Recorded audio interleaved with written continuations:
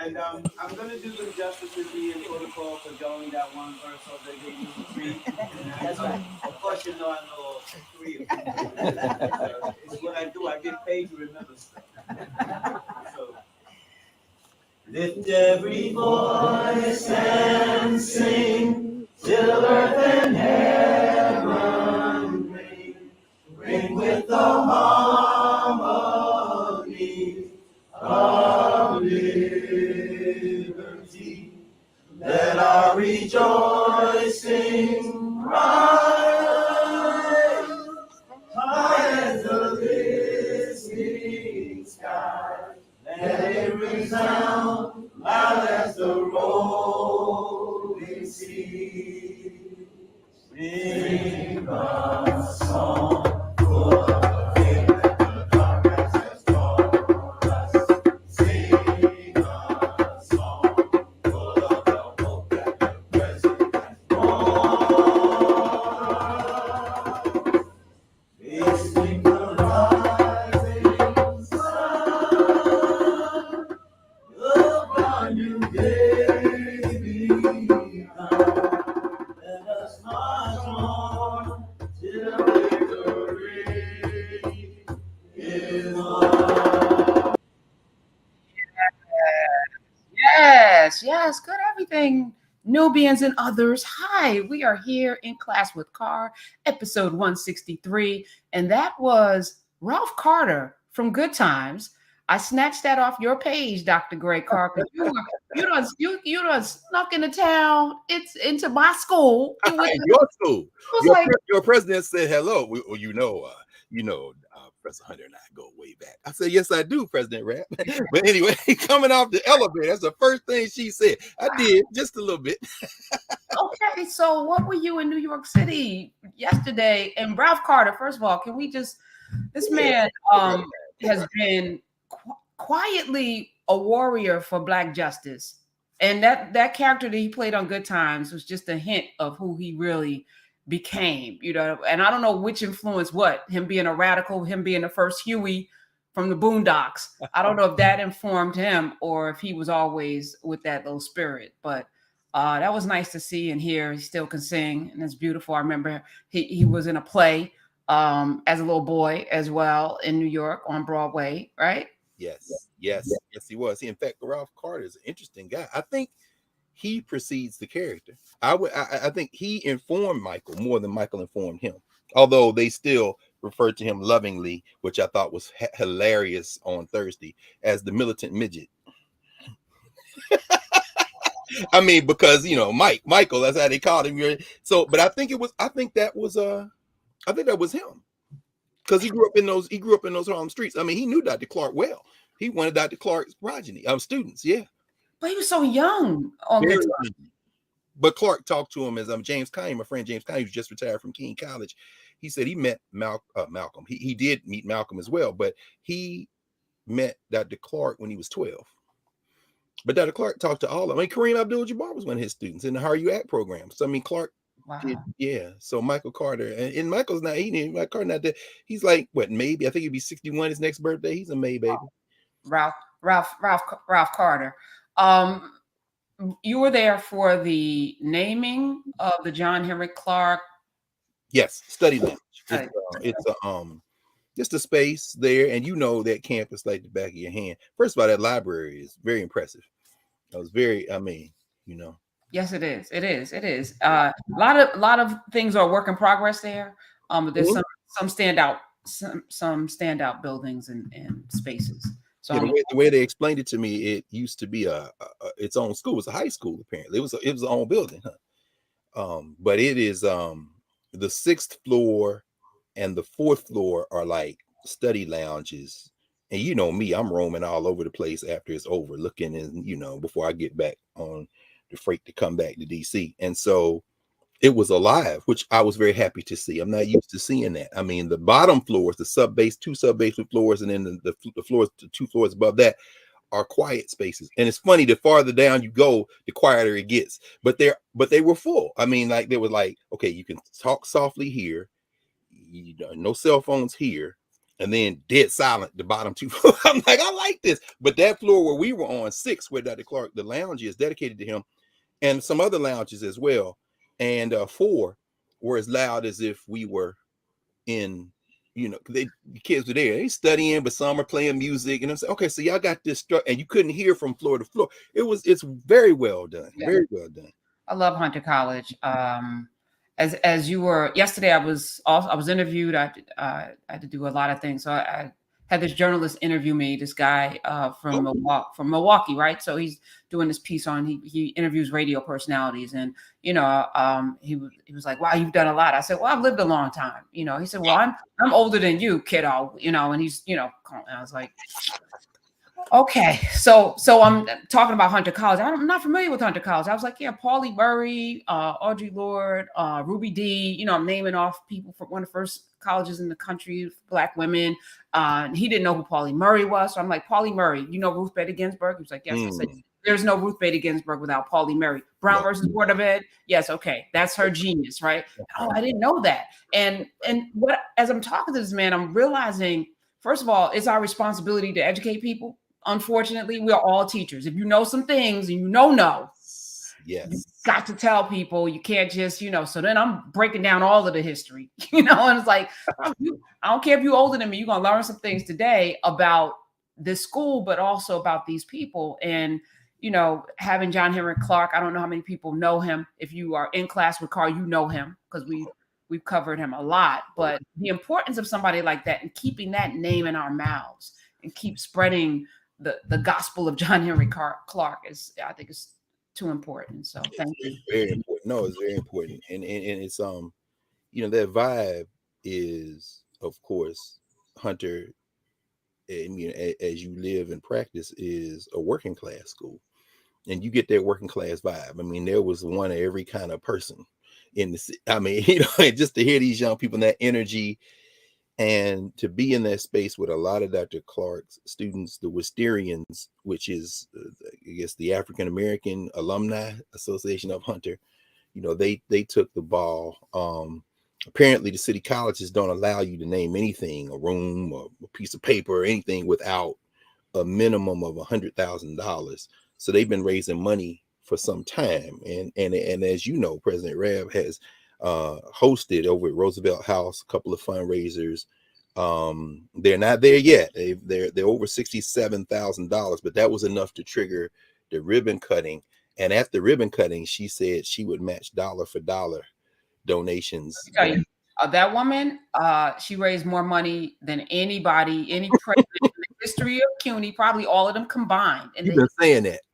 No, but I mean, it's remarkable because that's the job of a president. Most people don't know. It's not just exactly. People don't even know the roles of it. Like I make my students, when I give them a quiz, they got to know, one of them is who's the president of your college. Most of us go to schools, we don't even know the names of the people who are in the building. We don't even know who they are. And, it's impressive because, to raise money is your job, and to do it better than anybody has ever done it, and to keep that school among the best purchases, best education purchases in the country on the U.S. News and World Report list, which, some could give it validity or not. That's fine. But, that work is real. That's some real work. So absolutely. And it's not, it's so funny that at the HBCUs, I think the inverse is often the case. The students will know the name of the president, but not necessarily the faculty. So it's fascinating. Well, I mean, because HBCUs are like the Black church and everything. I mean, in terms of our governance formation, it's very different kind of vibe, even as structurally they are the same as the white schools. But I could very well see how the students wouldn't know the name of the president of the university unless they're politically active, or they want something, they need something. Yeah. They want something, they need something. That's exactly right.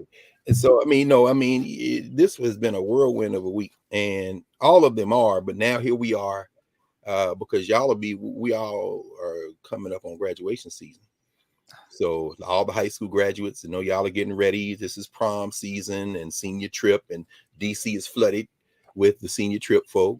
College, this is the month of graduation. So everybody who is graduating, congratulations. There are a lot of folks, a lot of your students, my students, are students around the country. And this is the For the law students, for example, which is 3 years typically, all the law students who are graduating this year started completely online. They started in COVID. So the graduating seniors this year are the ones who do 4 years or more. They're the only ones in college now who remember what it was like before COVID, because it was the second semester their freshman year, if they're 4-year graduates, when COVID hit. So everybody since then really doesn't, and you know, we're so close to it now, Prof, that we really aren't teasing through. We're living in the change, which is, it's so funny. Somebody said something to me. Where was I?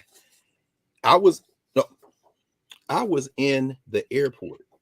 Now, this is about a month or so ago in DC. And this sister who listens religiously to Sirius, listens to you, and who might be here today. I don't think she's a Nubian yet, but she usually watches on YouTube. She said, you know, y'all got ahead of this. I said, what do you mean? How did y'all know that education wasn't going to go back to the way it was? I said, well, you know, Professor Hunter just said, you know, can I press record? And we're here. She said, no, but people trying to catch up now, and they can't catch up, because that was the moment when it should have just went that way. I said, well, we took a flyer and here we are. And I think that's what we're seeing in real time. These young people now are, do you think they're more perhaps even than people who can work remotely, decentralized from education? Come back. They're not as many people walking around. No, and so I have several students who never want to come back, and I have a couple that they're like, I'm good. I'm good being in my pajamas and eating my oatmeal. Come on. I'm good. And then there are a couple that really need, and so I guess it's more of a question of what they need versus what we have, you know. And it's Earth Day today, so I want to say Happy Earth Day. Oh, definitely. All of the people that love the earth. I do. Dr. No Carter. Absolutely. So I'm working through this too. You know, when I saw that you were in New York on a day that I was like, what? You are in the city and I cannot come to see you. And I didn't know that, you know, you were going to be here. I told her, I said, you know, she got class today. She said, oh, yes. So no. And you know me, I just in and out. Like, by the time I text you, I was on the way. Actually, I made up my mind that morning. So we talk about that in a minute. Even that though, I'm not so willing or ready, you know, because I have now acclimated myself to this remote space. Mm-hmm. Doing the radio. I'm like, there's no reason I could talk to everybody. Yes, touching and feeling, there is a different energy, but it is not remarkably different.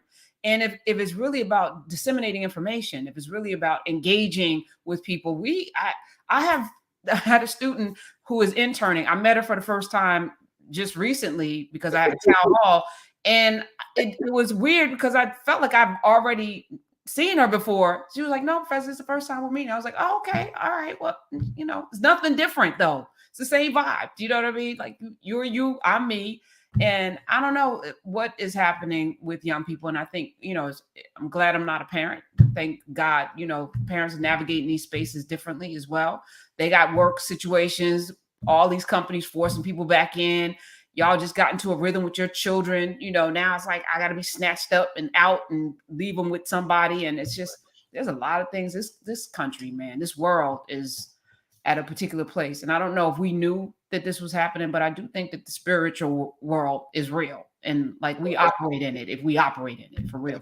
Yeah, absolutely. I mean, it's I find Bill Maher very entertaining in a very light sense, because he's so, like a lot of people though, I think in the United States, so deeply misled about what this place is.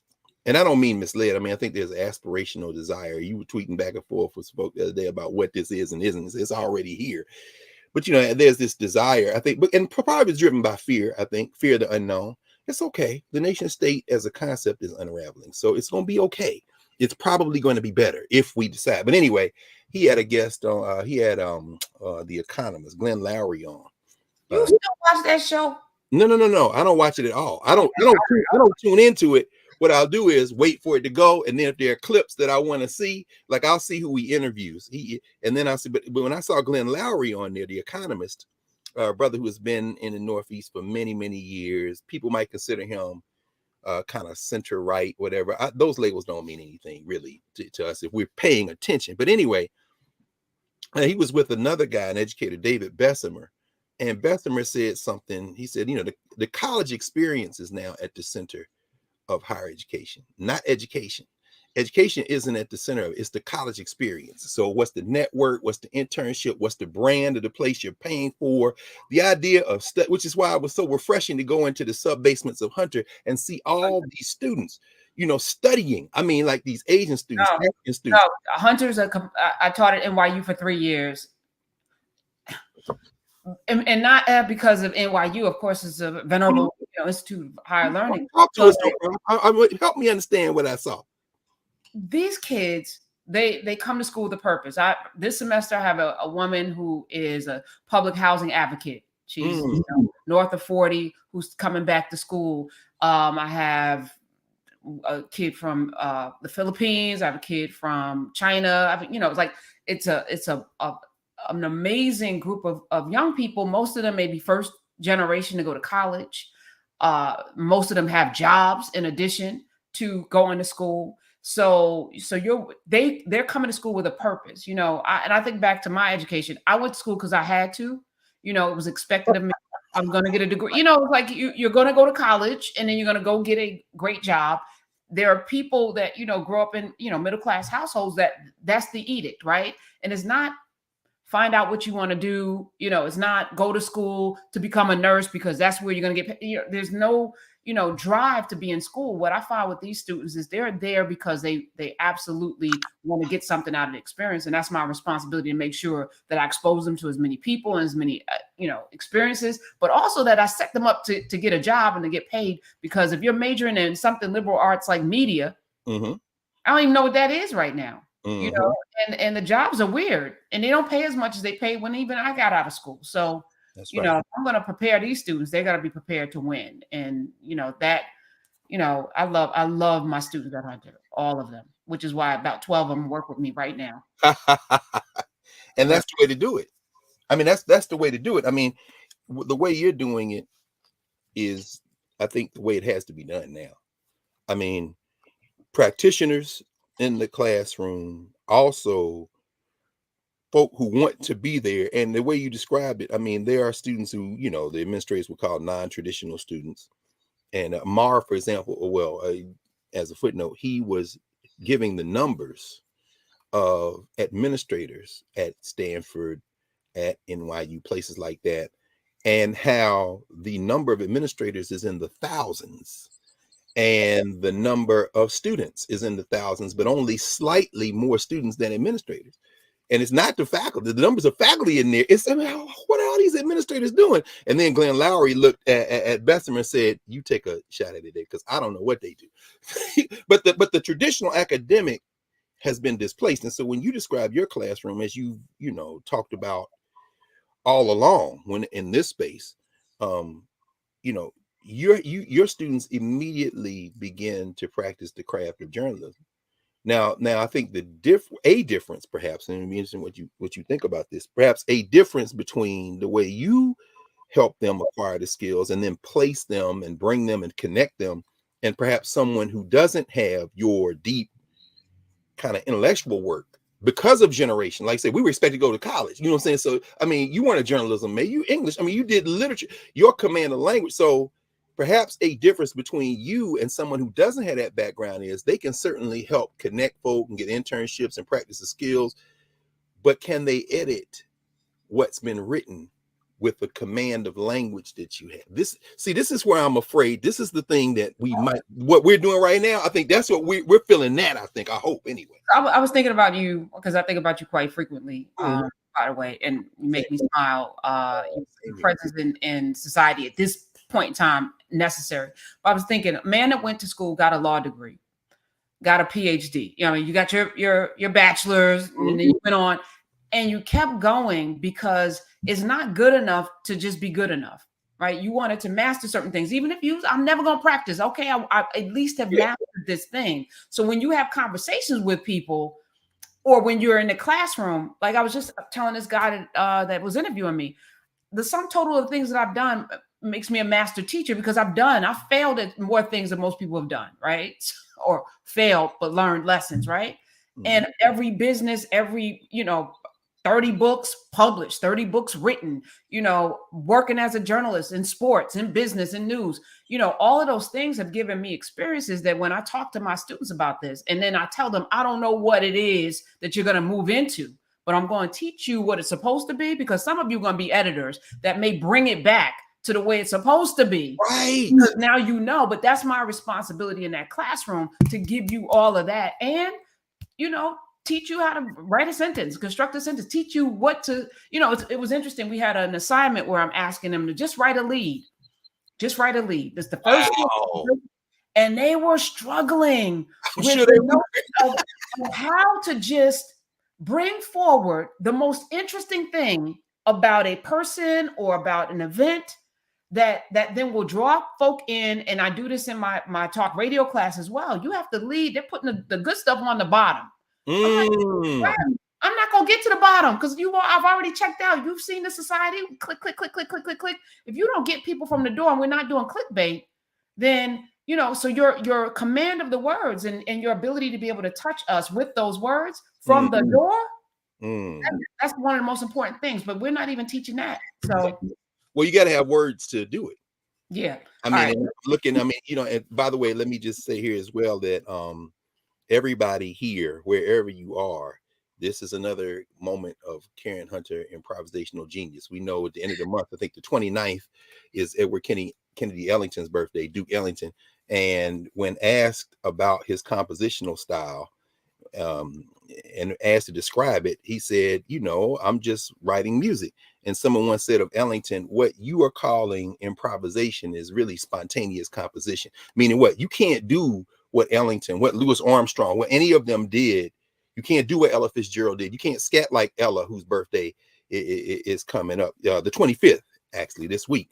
You can't do what they do without command of the tools. So it looks like they're making things up, and they are, but they are doing it based on knowing and having a command of the music. And so I'm saying that to say that even as we have thousands in Nubia right now, and folk are also in YouTube live and looking at both chats as we're talking. This is your innovation in this moment. You said, let's surprise them this morning. And I'm only saying that because as Miguel mentions Marimba Ani in Nubia, yes, Marimba Ani was on faculty at Hunter in a minute. I'm gonna say some more about her in a minute. She wasn't at the ceremony, but her people were. In fact, she's the one who was one of two who started the call to get this study lounge for Dr. Clarke. And as Shana is saying in Nubia, that her two children are doing well without a degree, and it's hard to understand.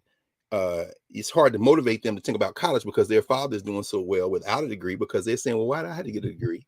Can I just say that? Come on in. That's what I'm saying. I'm just looking at both chats, and it's fascinating. This is a hell of a mashup you did this morning. I was dipping out the chat, but even when we went to school, it was transactional, right? No question. So college was always. I learned that first day on campus when I decided I was not going to be a science major.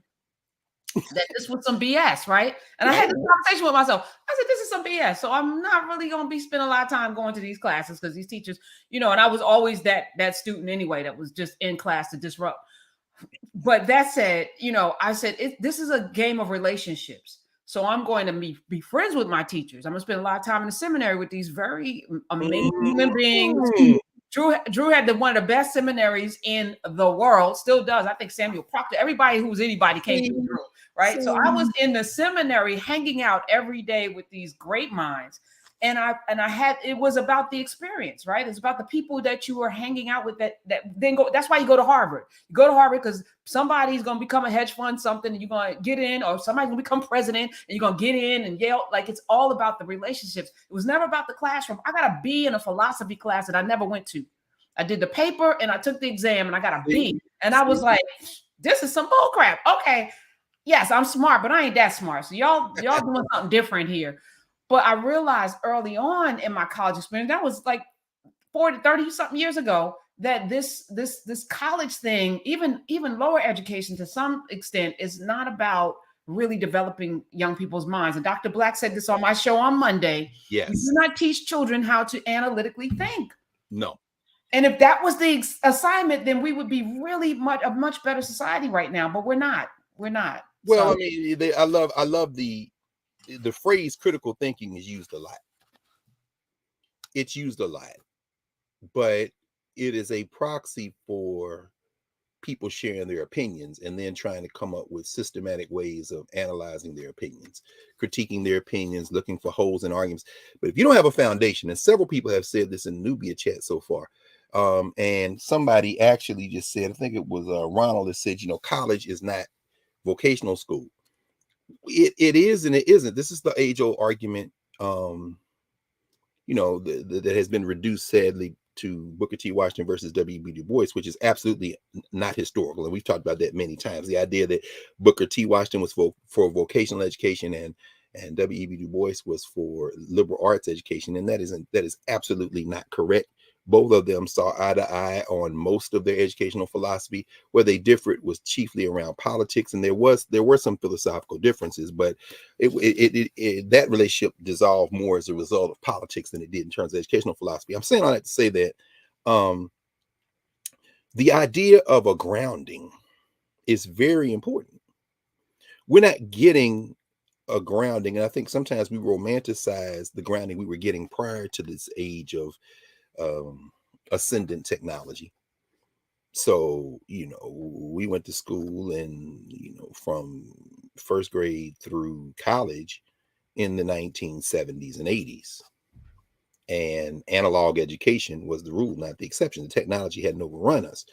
But we've also lived now into our 50s, and, next turn around the sun, I'll be 58, to see the disruptive effect of technology. Without the technology that has emerged over the last generation, we wouldn't be able to do what we're doing now with thousands of people all over the world. Nubia filled to overflowing, bursting, and to continue to grow. And YouTube live this morning, this afternoon, wherever you are, this evening in the world, similarly doing that. We wouldn't be able to do this. However, what we are doing with the technology is a result of those years of study. And I think, I said this as I texted you Thursday. I was sitting there listening to the conversation in the dedication. If John Clarke were here today, if he were physically here, he's here as an ancestor, and he's here through us, because I am absolutely a son of John Clarke. That's why I had to go up there. I had class, but the technology allowed me to record a class, which I rarely do. I've only done it twice this semester at Howard. I put the and by the way, I saw someone in YouTube mention that their daughter is a Howard graduate, and you hope one day to meet all of us. Yeah, absolutely. So, of course, Amanda, I think, shout out to Amanda. You're a Howard grad. But at any rate, I recorded because I hadn't, I knew the dedication was Thursday. And Wednesday night, I had my last class of the semester at the law school. Shout out to my law students, the students of the Race, Law, and Change class, Law 689 at Howard University. Brilliant students. My God, every semester they're brilliant. These young people I told them, when I leave here late Wednesday nights, because it's like a 3+ hour class I do, and we do. I said, I leave with my mind completely just exploded, and they did not disappoint. That final class, we were looking at settler colonialism in the context of various legal systems, the Maori legal system in New Zealand, the Australians, the US, how they treated the indigenous people, kind of comparative law. And also we also were looking at space, how space is occupied. And Prof, it's so funny when you mentioned seminary and Drew. Look, y'all, the ancestors do not make any mistakes in this regard. We've just passed the anniversary of Lester Maddox in 1964, after the Civil Rights Act of 1964 was passed, attacking 4 young ministers from ITC, the Interdenominational Theological Center, which is the Black Protestant seminary. Henry Menil Turner Seminary, you've got the AME Church, you've got the Kojic has its seminary there. And I understand that they are going through a period of financial austerity there in Atlanta. Y'all know when we talk about Morris Brown and Clark Atlanta, when we talk about Spelman and Morehouse, we should never forget the fifth member of the Atlanta University Center, and that is the Interdenominational Theological Center. Some of the greatest theologians of African America came through ITC. And I know he's here this morning. Reverend Wright, Jeremiah Wright is here. So I'm looking in the chat. I'm sure he probably already, y'all know, shout him out because he may already have gone by in terms of greetings. I mean, I'm not even looking at the overflow, and it's over 2,000 over here. So I know it's 1,000 in the overflow. So anyway, he can tell you about ITC. And it sent me, as we were talking on Wednesday night at the law school, we were talking about the Civil Rights Act of 64 and how Maddox he was selling axe handles out of his spot there. And the Heart of Atlanta Motel was owned by Emory University law graduate. And the restaurant that Lester Maddox had, where Black people worked in his kitchen but could not eat there, was the one that the four brothers went to integrate after the Civil Rights Act of 1964 had been passed. And they were met with axe handles and pistols. They tried to kill those brothers. There's an interesting book by Ronnie Green that just came out. Now, let me see. I think it's 2022. Let me see. Yeah, Ronnie Green, called Heart of Atlanta. Heart of Atlanta. Five was four. I thought it was 4 or 5. 5 Black pastors and the Supreme Court victory for integration.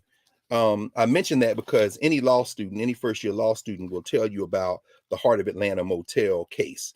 That is the case where the Supreme Court of the United States used the Commerce Clause of the federal Constitution to invalidate segregation in public accommodations, using the Commerce Clause to get at the states through the 14th Amendment. So anyway, I said all that to say that now we'll get off into that. In fact, as we kind of come Monday night, Baba Omatosho, Dr. Black going to join us, because the conversation we had last Monday in office hours in Nubia was so just so kind of provocative that if you remember at the end, I said, Baba, you got to come in here now to have this conversation with us, because anyway, I'll come back to that in a minute, because I want to mention something that Brother Davin, remember Davin, who from Alabama and Florida, came in and had a conversation that opened up a whole lot when he started talking about generosity and things like that. Anyway, so as I was saying, so if you went to law school, you know Heart of Atlanta Motel. That's where they used the 14th Amendment to get at these states who were segregating. So Wednesday night, on the way home, it was late Wednesday night, I'm taking the metro and walking home, and I'm thinking, see, that's the classroom. And I think this after every class at the law school. That's the classroom I want to always be in. Students who are bright, students of African descent from all over the world. You know, HBCUs have students there. Yeah, the majority of students are Black. It's not overwhelming. It's not exclusively Black, of course. I have got 2 white students in there, 2 white women. One from Delaware, one who was a career diplomat who came back to go to law school. She'll be graduating in a couple of weeks as well. She spent decades in the diplomatic corps. So that opens up a whole nother kind of conversation. But they are in racially the minority. The rest of the students are of African descent, Afro-Latino, any kind of Black you can think of, LGBTQIA, and that's not a geographical identity. In fact, it is just a dimension of their general personhood. So all kind of students, the Caribbean, continent of Africa, all of the United States, all in this room, all having shared reading a common text, which is anchoring. I can't stress this enough. College has moved away from reading. What it is moved toward is managing data. If you look at Jill Lepore, recent, I don't know if this is, it may not be the one. No, this is from the 24th. This is not the one. I won't be able to find it quickly because my New Yorkers, let me see. Well, this might be the one. Let me see. Probably not, but you never can tell. Sometimes I'll luck out. No, Anyway, Jill Lepore has, wait, let me see here. Y'all know how obsessed, that's a strength until it's not. So give me another 30 seconds. Look at that. Okay, here we are, April the 3rd, 2023, New Yorker.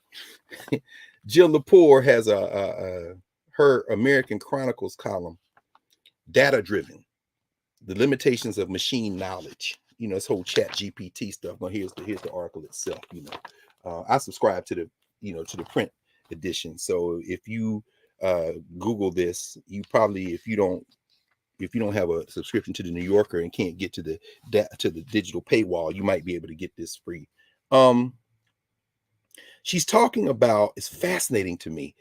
She's reviewing a book, How Data Happened, a history from the age of reason to the age of algorithms. In fact, it led me to get the book.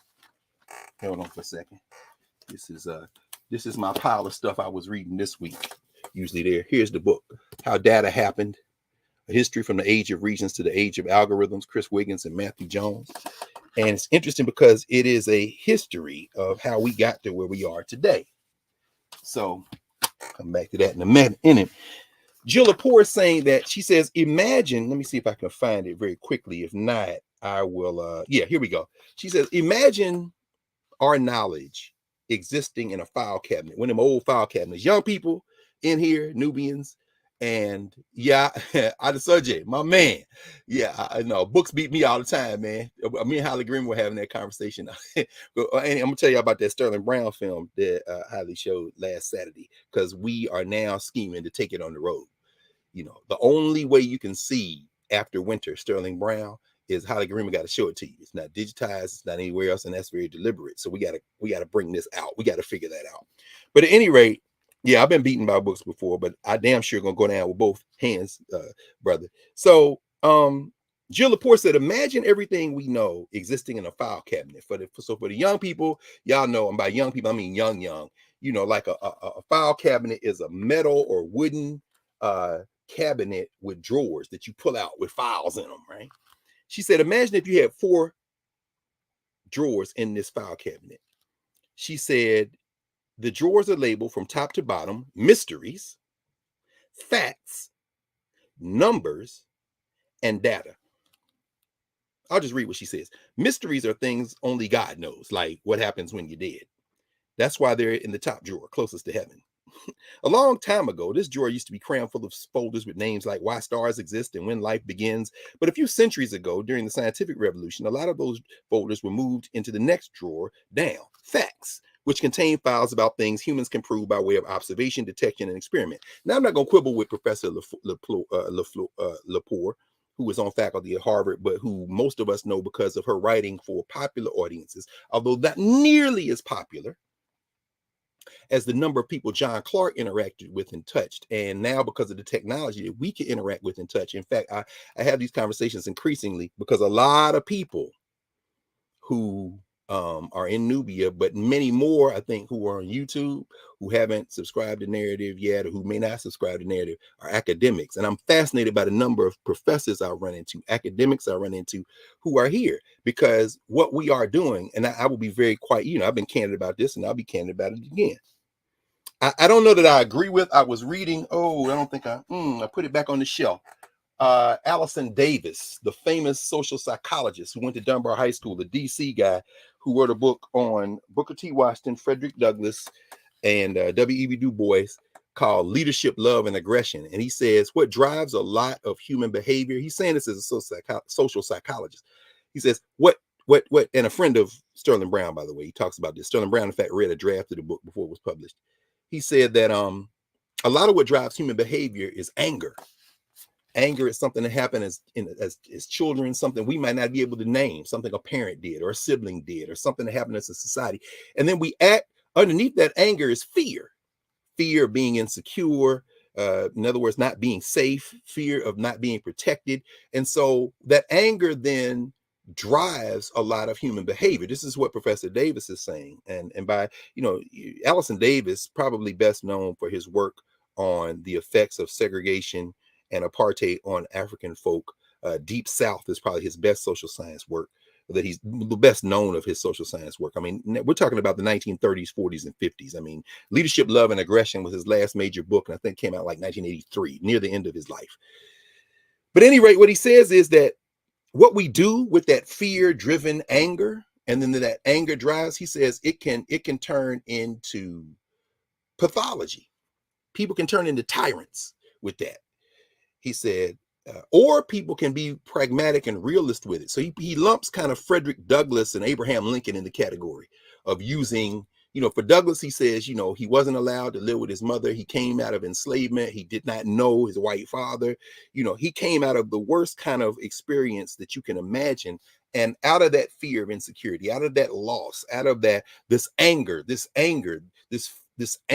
fear-driven anger, I must be free. So he runs away, and then they catch him. He's not going to be beaten again. He says, you're going to kill me. And then they don't beat him. Then he runs again. His wife, of course, paying for him to escape. And it's very important to think about this. Sarah Douglass, the sister who was herself free, but how free can you be in the 19th century in the United States? Don't give a damn if you're in Maryland and free. That just means you ain't got a straight master. But again, he's saying that this is someone who took that fear-driven anger and channeled it into pragmatic work. He could discipline it and then use it to attack and destroy these institutions. But he's a pragmatist. I'm not going with John Brown. John Brown said, when you come to Harper's Ferry, Douglas is like, I want to kill all of them, but you know what? I'm not going. Why? Because myself will be killed, perhaps. And so there's a way he calibrates that. I'm saying all that as a background to say this. My fear as a human being is no different than any other human fear.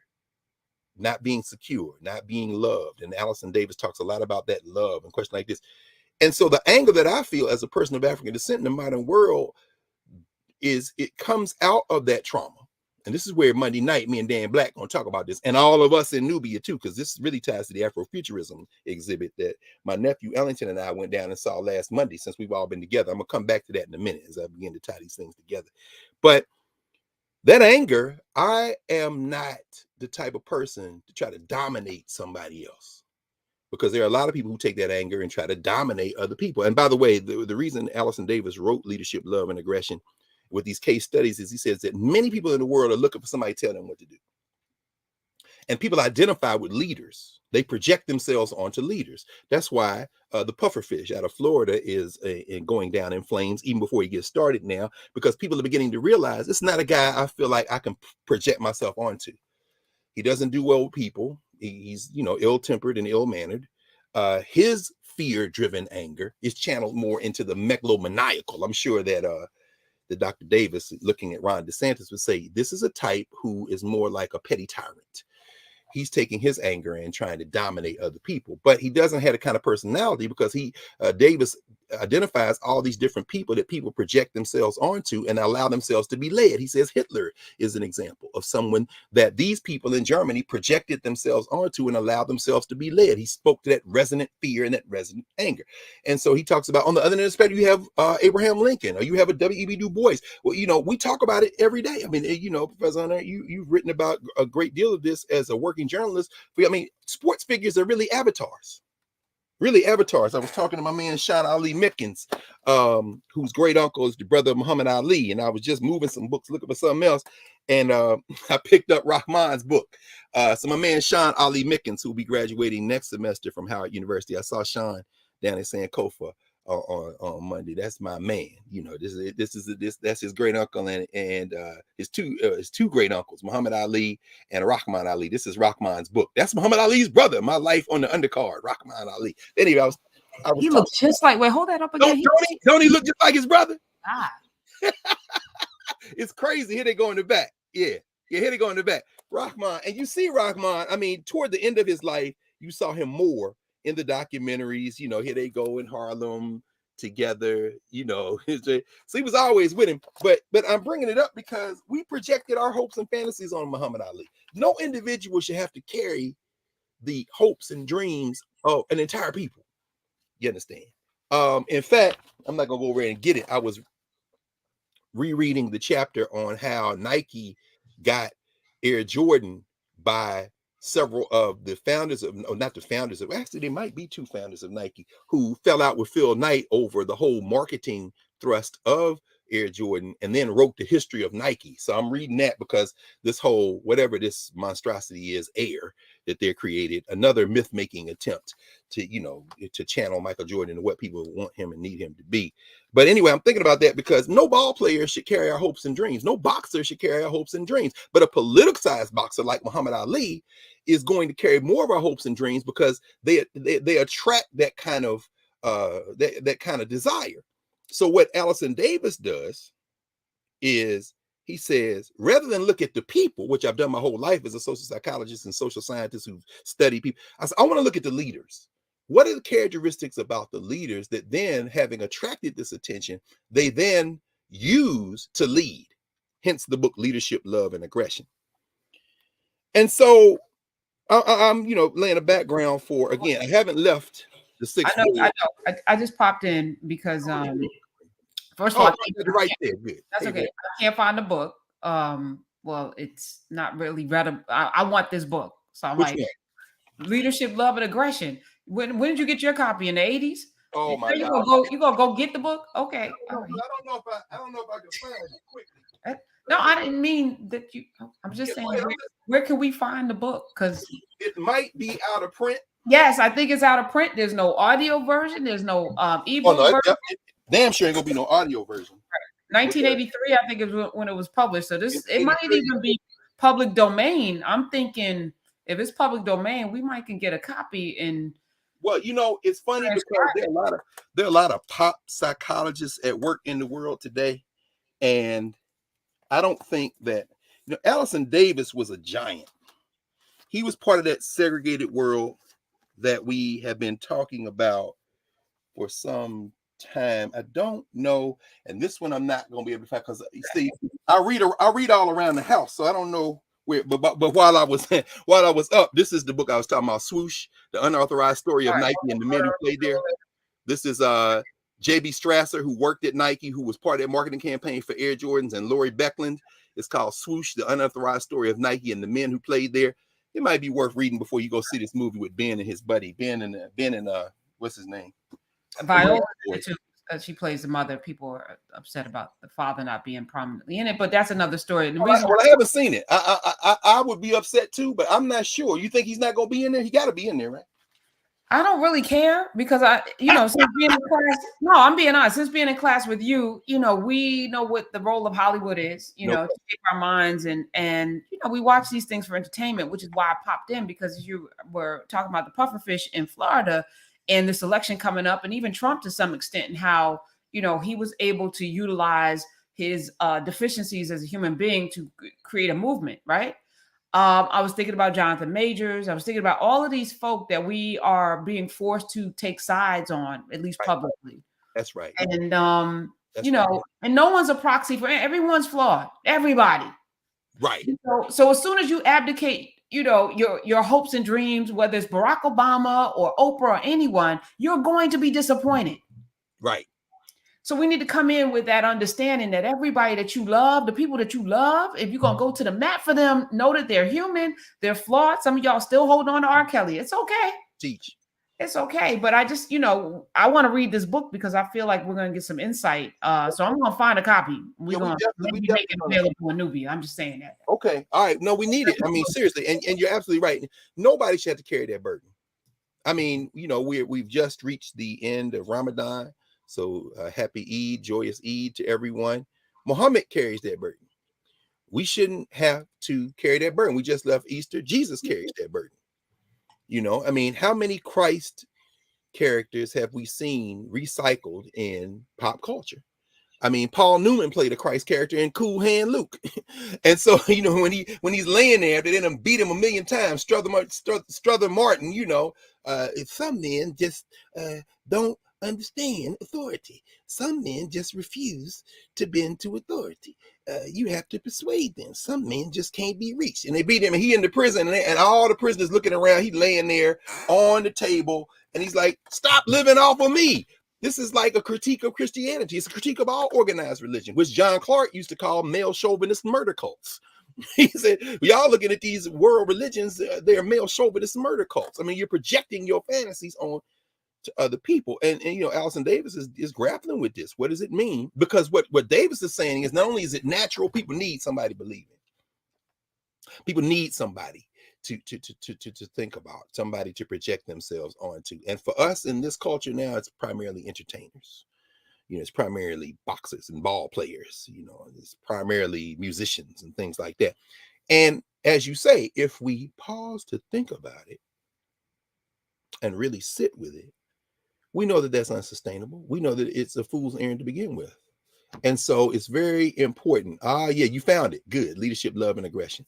It may cost you a pretty penny if you, anyway, that's all right. We can figure it out. Because again, we're making this road by walking it. And a lot of the times when I bring up books and discuss books and we talk about these books, there are many people in here who are reading the same books. There are many people in here who weren't aware of that literature. But the world of academia, which was the point I was going to make, and then I'm going to keep going along this line I'm talking about, because I haven't left the study lounge, by the way. We still sitting on the 6th floor of Hunter College on Thursday evening, but we'll come back to that because we haven't really left it. But, you know, when COVID hit, and again, this is something that we haven't done in a long time. I don't know if we've ever done. Well, we have, but it's been like a year or more where we had Nubia going at the same time as YouTube Live, which is just revelatory looking at these, looking at both these chats at the same time. You know, when we talk about jailbreaking the Black University, it's jailbroken. Because here's a little hint. The Black University never existed at HBCU. The fight against the Black University ultimately has been at the heart of HBCU struggles for at least 50 years, and in some places more than that. And at this point, with the neoliberal university concept much broader than HBCUs, this is really university life generally. The anti-Black university movement is so deeply and firmly entrenched now that in some ways I think about there are attitudes at many of our HBCUs, particularly among the administrators. They wouldn't call it this, but I'm gonna call it that. Instead of HBCUs, I'm almost thinking this is a DEIU, Diversity, Equity, and Inclusion University. In other words, if you need some non-whites to populate your companies, to come in and give you some hints on how to market this that way, maybe get some entrepreneurial skills, man, we got a steady stream for you. So DEIU might even be, and not everybody there, because again, this impulse of fighting back and forth, this is always going to be present anytime you get a bunch of Black people in one place. And when you put them in an educational institution, you're really going to have a challenge. But what we're doing here's the university. It's gone. What we're doing right now is learning and working together. So a book like Leadership, Love, and Aggression, which is probably known by a very small number of people, and then when it's known, it isn't really put into practice in terms of the insights we might gain. I think about somebody like a brilliant scholar who's president of Rutgers University right now, Jonathan Scott Holloway, who has written a great deal on Black intellectuals of the 1930s, 40s, and 50s. I'm looking at the book in the other room, Behind the Veil, I think is the name of it. It's got Ralph Bunche on the cover, Franklin Frazier, some of the people who were colleagues of Allison Davis and his brother, John Davis, who was on faculty at Howard. These were those guys. The Davises were DC guys like Sterling Brown. Well, Professor Holloway, who writes on African American history, I saw a book when I was in New York, a little short version, which is a remix of the little short book he did on African American history. Very well developed scholar, some powerful insights, incredible research. He's an academic, and he's also an administrator, president of Rutgers, and he's on the wrong side of history right now because he is standing against the strike that has been averted, at least temporarily, at Rutgers among those who want to make a living wage at Rutgers, teachers and others who are together. But Holloway, who knows better than that if he's taking his own research to heart, is now an administrator, and there's certain things he got to do if he want to be the president of Rutgers or anything else, at least he thinks he has to do. But that's the university model, and no problem with that. That's the university. But guess what? That's not what this is. This is us working together, thinking together. So when I mention a book, or Professor Hunter mentions a book, or anybody in the chat or in conversations we have throughout the week, and Nubia mentions a book or puts it in the text and all this kind of thing, what you see is we are learning together, and we haven't erased those other hierarchies. We've simply walked away from them. And that is what the sister at the Southwest Gate at DC National Airport was saying to me. See, y'all got ahead of this. So anyway, as we continue, The 4 drawers that Jill Lepore is writing about in the April 3rd edition of the New Yorker, where she talks about data, she says the top drawer is mysteries. As human beings solve these mysteries through learning and study and discovery, they may move some of those files down to facts. That's the second drawer. But here's the thing. Some of the things in the mystery drawer are always going to be there. Really what she's establishing, and what I want to bring up now as I'm thinking about this in the context of John Clarke, is the value of deep study, community, and sitting, tarrying, being with thinking. That increasingly universities, which become about the college experience more than education, are not really using. One of the reasons ITC, the Interdenominational Theological Center, is in financial trouble and now having to rethink itself. It's not going out of business. I saw some tweets. No. It's got to rethink itself so it can continue to survive. This is a place where some of the greatest minds of Black theology were trained, were apprenticed, came to, tarried with. And in fact, I want Jeremiah. Y'all don't know how badly. Anyway, Reverend Wright, we're going to get him in here on this. And not just Reverend Wright, so many of the great theologians of the 20th century came out of ITC. But what I was about to say is the reason that they have shrunk in terms of enrollment is because if you can hoop and maybe put together a few words to get people to listen to you, well, you don't need to know the Bible if you know Jesus. Do you know Jesus? You see, because if you know Jesus like I know Jesus, and if you like the sound and timbre of my voice, and if you like the way I ride the blue note, then I can start my own denomination. Might even name myself a bishop. And I don't need no ITC, because I got me.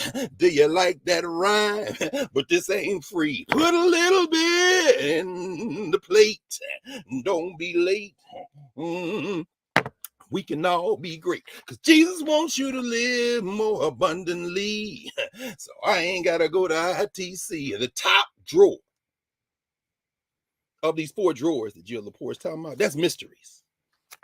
And we all sit around and think, what happens after I die? What is the nature of life? As Bill Cosby once asked in a comic routine in one of his old albums, why is there air? But guess what?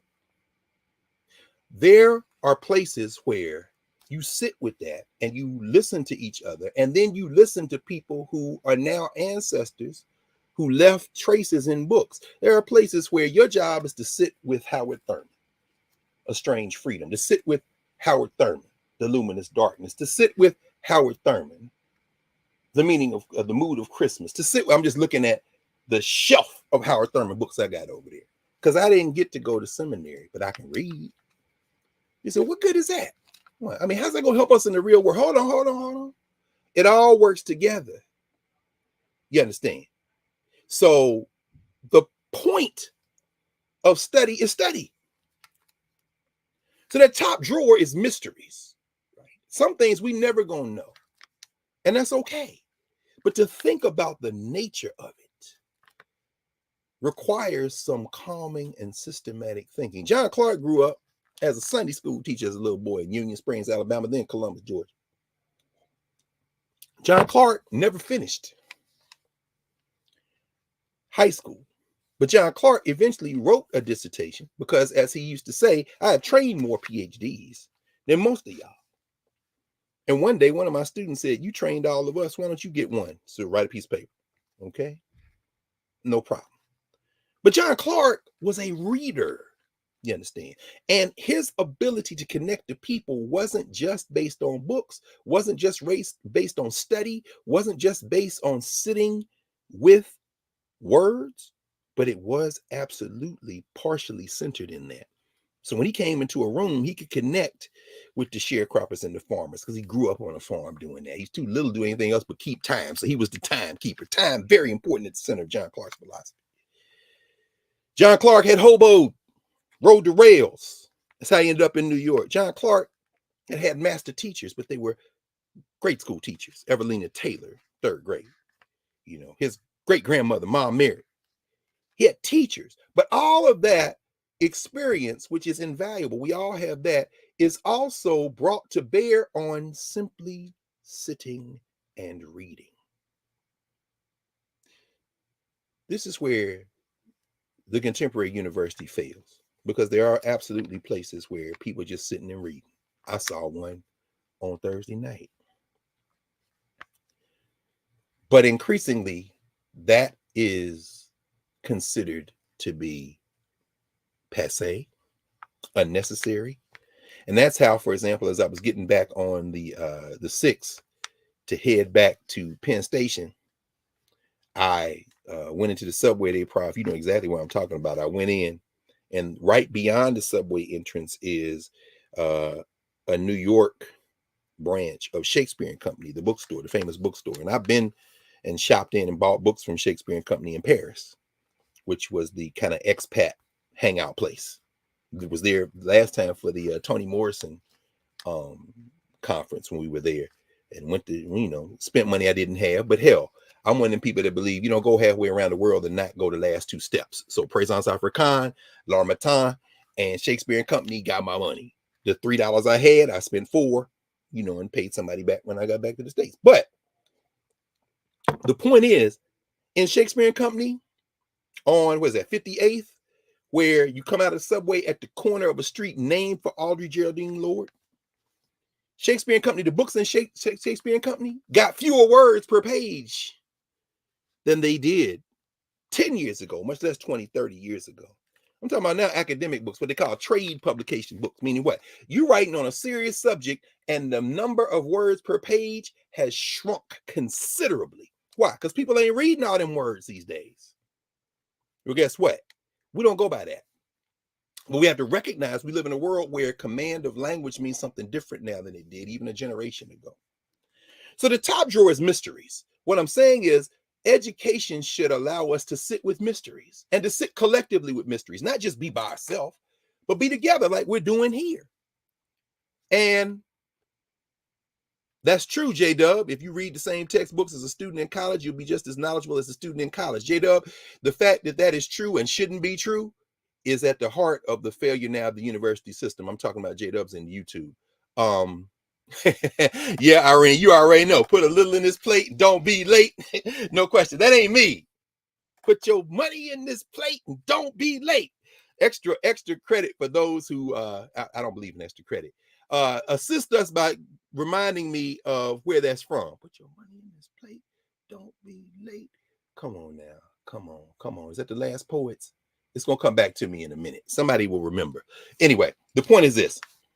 And that's from Nubia, by the way. Somebody was laughing about that now in the YouTube chat. Yes, J-Dub. The problem is, if you can read the same books as people who are paying tuition and get the same thing out of them, that means that what has happened is there's been a decimation of the quality of the faculty. This is why we spend all that time we spend on Monday nights and office hours. This is why Mario Beatty does that in Meta class. In other words, it's interactive. We all read the same things. But I'm gonna tell you right now, in fact, I was going to one of my haunts the other day, and I found this volume 30 of the Journal of the Study for the Society for the Study of Egyptian Antiquities. Don't worry about this. I'm just making a point with this. There's an article in here. This is why I bought it. Foreign Pharaohs, Self-Legitimization and Indigenous Reaction in Art and Literature, Corey Chimko. This article is talking about the invasions of Kemet by the Amu, which they call the Hyksos. Some of y'all know what I'm talking about. What he characterizes as invasion by the Nubians, the 25th dynasty, so Taharqa, Pianki, Shabaka. Footnote, I guess they done made a Cleopatra movie, and I'm wincing, as are all of us who know, and many people in here in Nubia especially know, Cleopatra was not black, so you can have her. So why they making her black? Anyway, because you know why. And Jada Pinkett Smith is the narrator, star, and producer, one of the producers of it.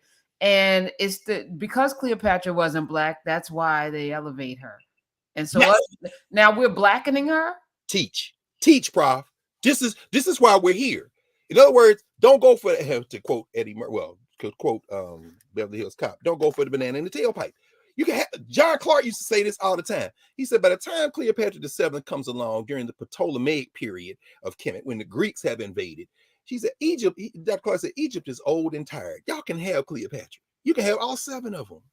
We don't need her. Now, if y'all come for Queen T, we got problems now, because that's Amenhotep's wife and an incredible diplomat. You see, when you come to that 18th, 19th dynasty, now you're talking about something different. But Cleopatra, take her.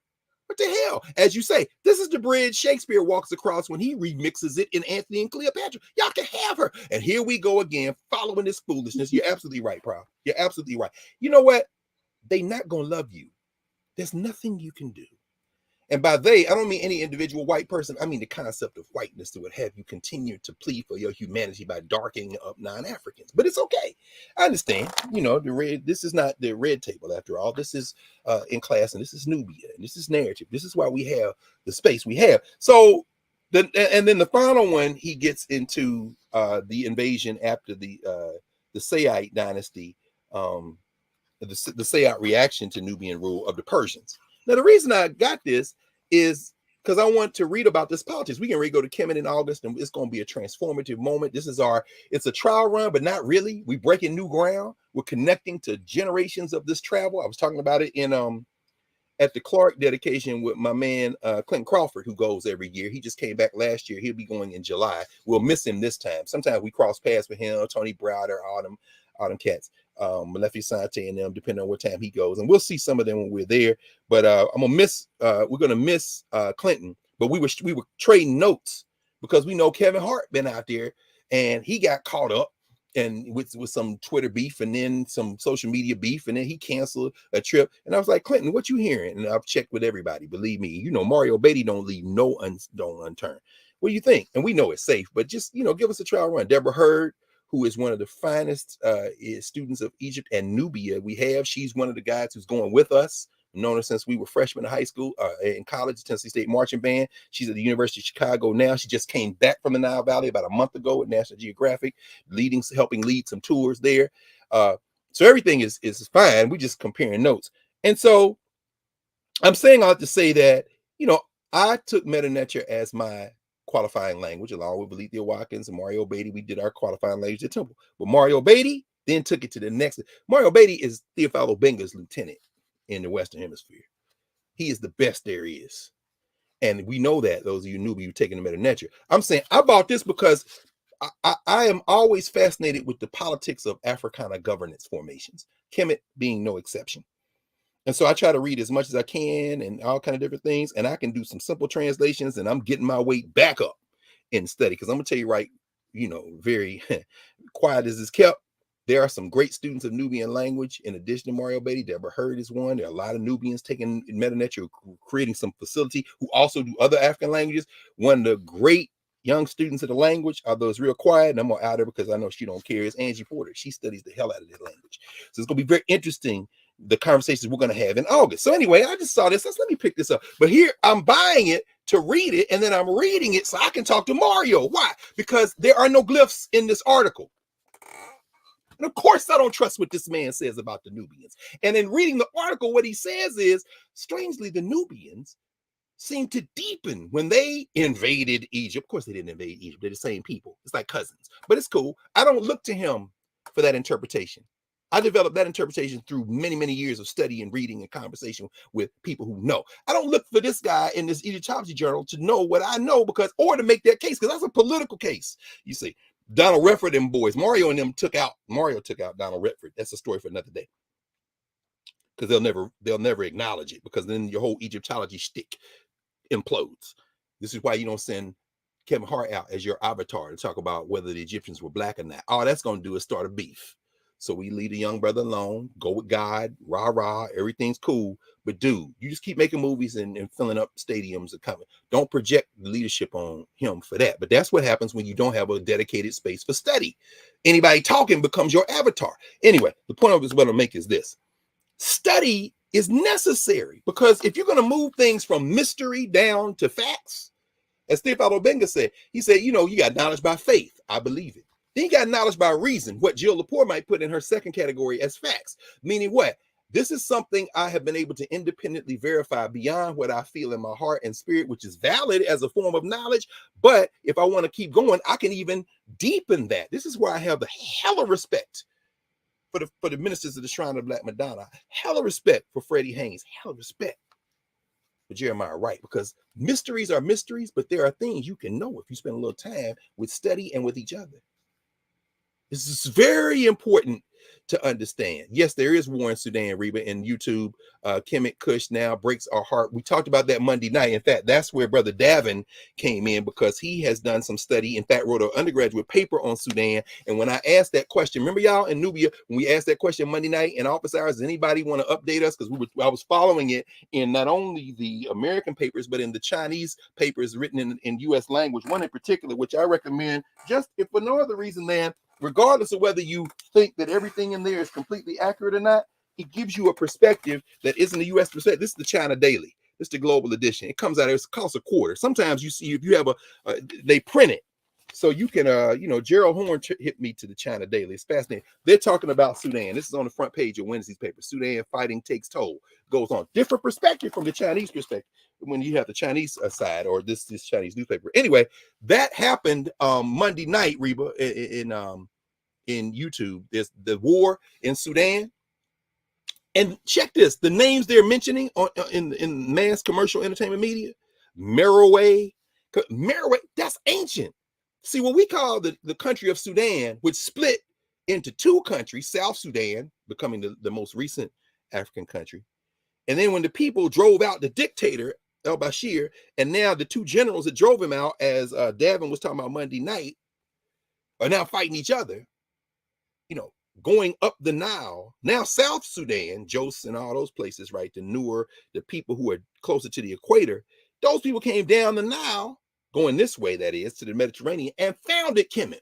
They're connected. And as you say, all that's connected, and it's heartbreaking. Of course, there's the issue of the dam. The Egyptians are in there. Some of the Egyptian soldiers got caught up. But we probably need to do some more dedicated time on Sudan. And I'm glad we brought it up Monday night, because that led Brother Davin to make some very important points about the nature of society and Africana governance formations. And when Davin said that we don't have to live in societies where I am driven by a need to dominate you, and when he said that there is abundance, there's enough for all of us on this planet, it reminded me of something I was rereading. Rosemary Harding, Vincent Harding's partner, wife and partner.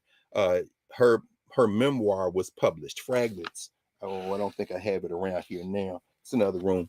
Her daughter Rachel brought it to print. She's an ancestor now, Ms. Rosemary Harding. But she talks about this. She says, Dr. Harding, Rachel Harding, says this about her mother. She says her life was framed by the idea of abundance. Not abundance like Cadillacs, me and you, your mama and your cousin too, slamming Cadillac doors. That's not what we're talking about. I'm talking about abundance in the sense of there's enough for everybody. And when Davin made that point, talking about the Sudan Monday, after leading us through his understanding, having reread one of the anchor books for a paper he wrote some years ago in Sudan, this brother from Alabama and Florida, by the way. And when he said, this is a fight over scarcity and resources and the political manipulation of those who want to lord it over other people, it was very profound. It's very important. And so this is just an example of study. Anyway, so the point, go back to these drawers. I haven't left the study lounge, by the way. The top drawer, mysteries, but some of those mysteries can be moved to facts as you do discovery. But in order to do that, you have to study. And it's not enough to study by yourself, although that's better than not studying at all. Because if you don't have a community, however, you might not be able to tell who's who on YouTube. You might be able to tell who's who at the university. And you had y'all brought Jelani, y'all brought Marimba Ani over. You know what? You say I still don't. This is in Nubia, y'all. Those of you who are not. Sadly, I still don't have a copy of Yurugu, even though we had Marimba Ani visit us when I was in Japan. Yurugu is published by Africa World Press. I was just with Kasahun Chikol, who is the publisher of Africa World Press. Brilliant brother, deeply committed. I will pass that on, Jelani. I think it should be fairly easy to get. I don't know, somebody who may have already addressed this in Nubia, or in YouTube too. Y'all can put where, just a little bit, Diva. Just a little bit. I'm a fan of Outkast, but let's be very clear. It's difficult. Remember when Rosa Parks had to sue them over, Hush that bus. Everybody move to the back of the bus. Now, everybody don't move to the back of the bus. It rhymes, and clearly, brother, you are a genius, but don't do that because you got young people out here listening to you. Anyway, point is this. Mysteries can be moved to facts with collective study. And when you go down, then she says, a long time ago, this drawer of mysteries used to be crammed full of folders with names like why stars exist, when life begins. But a few centuries ago, during the scientific revolution, a lot of those folders were moved into the next drawer down, facts, which contain files about things humans can prove by way of observation, detection, and experiment. I love reading Jill Lepore. I think she's brilliant, deeply insightful, particularly on the American Project. But Jill Lepore is dead ass wrong about when that happened. But I don't expect Jill Lepore to be correct because I don't have to look to her for that. I look to her for American history. I look to her to contemporary events. I look to her to pick the bones clean on the development of everything from data science all the way through to the settler colonial politics of the U.S. Constitution. But what I don't look to her for is Kemet. That's why I look to my people like Mario Beatty and them. That's why I look to Theophilo Benga for. In other words, yeah, that movement from mysteries to facts, Africans started that millennia ago. Your people wasn't even thought about. We hadn't even migrated up that way yet to become your people. And that's fine. I'm not arguing with you because you're not at the center of my study practice. I learn what I can from you, like I learn what I can from everybody else. And that's how we have to do it.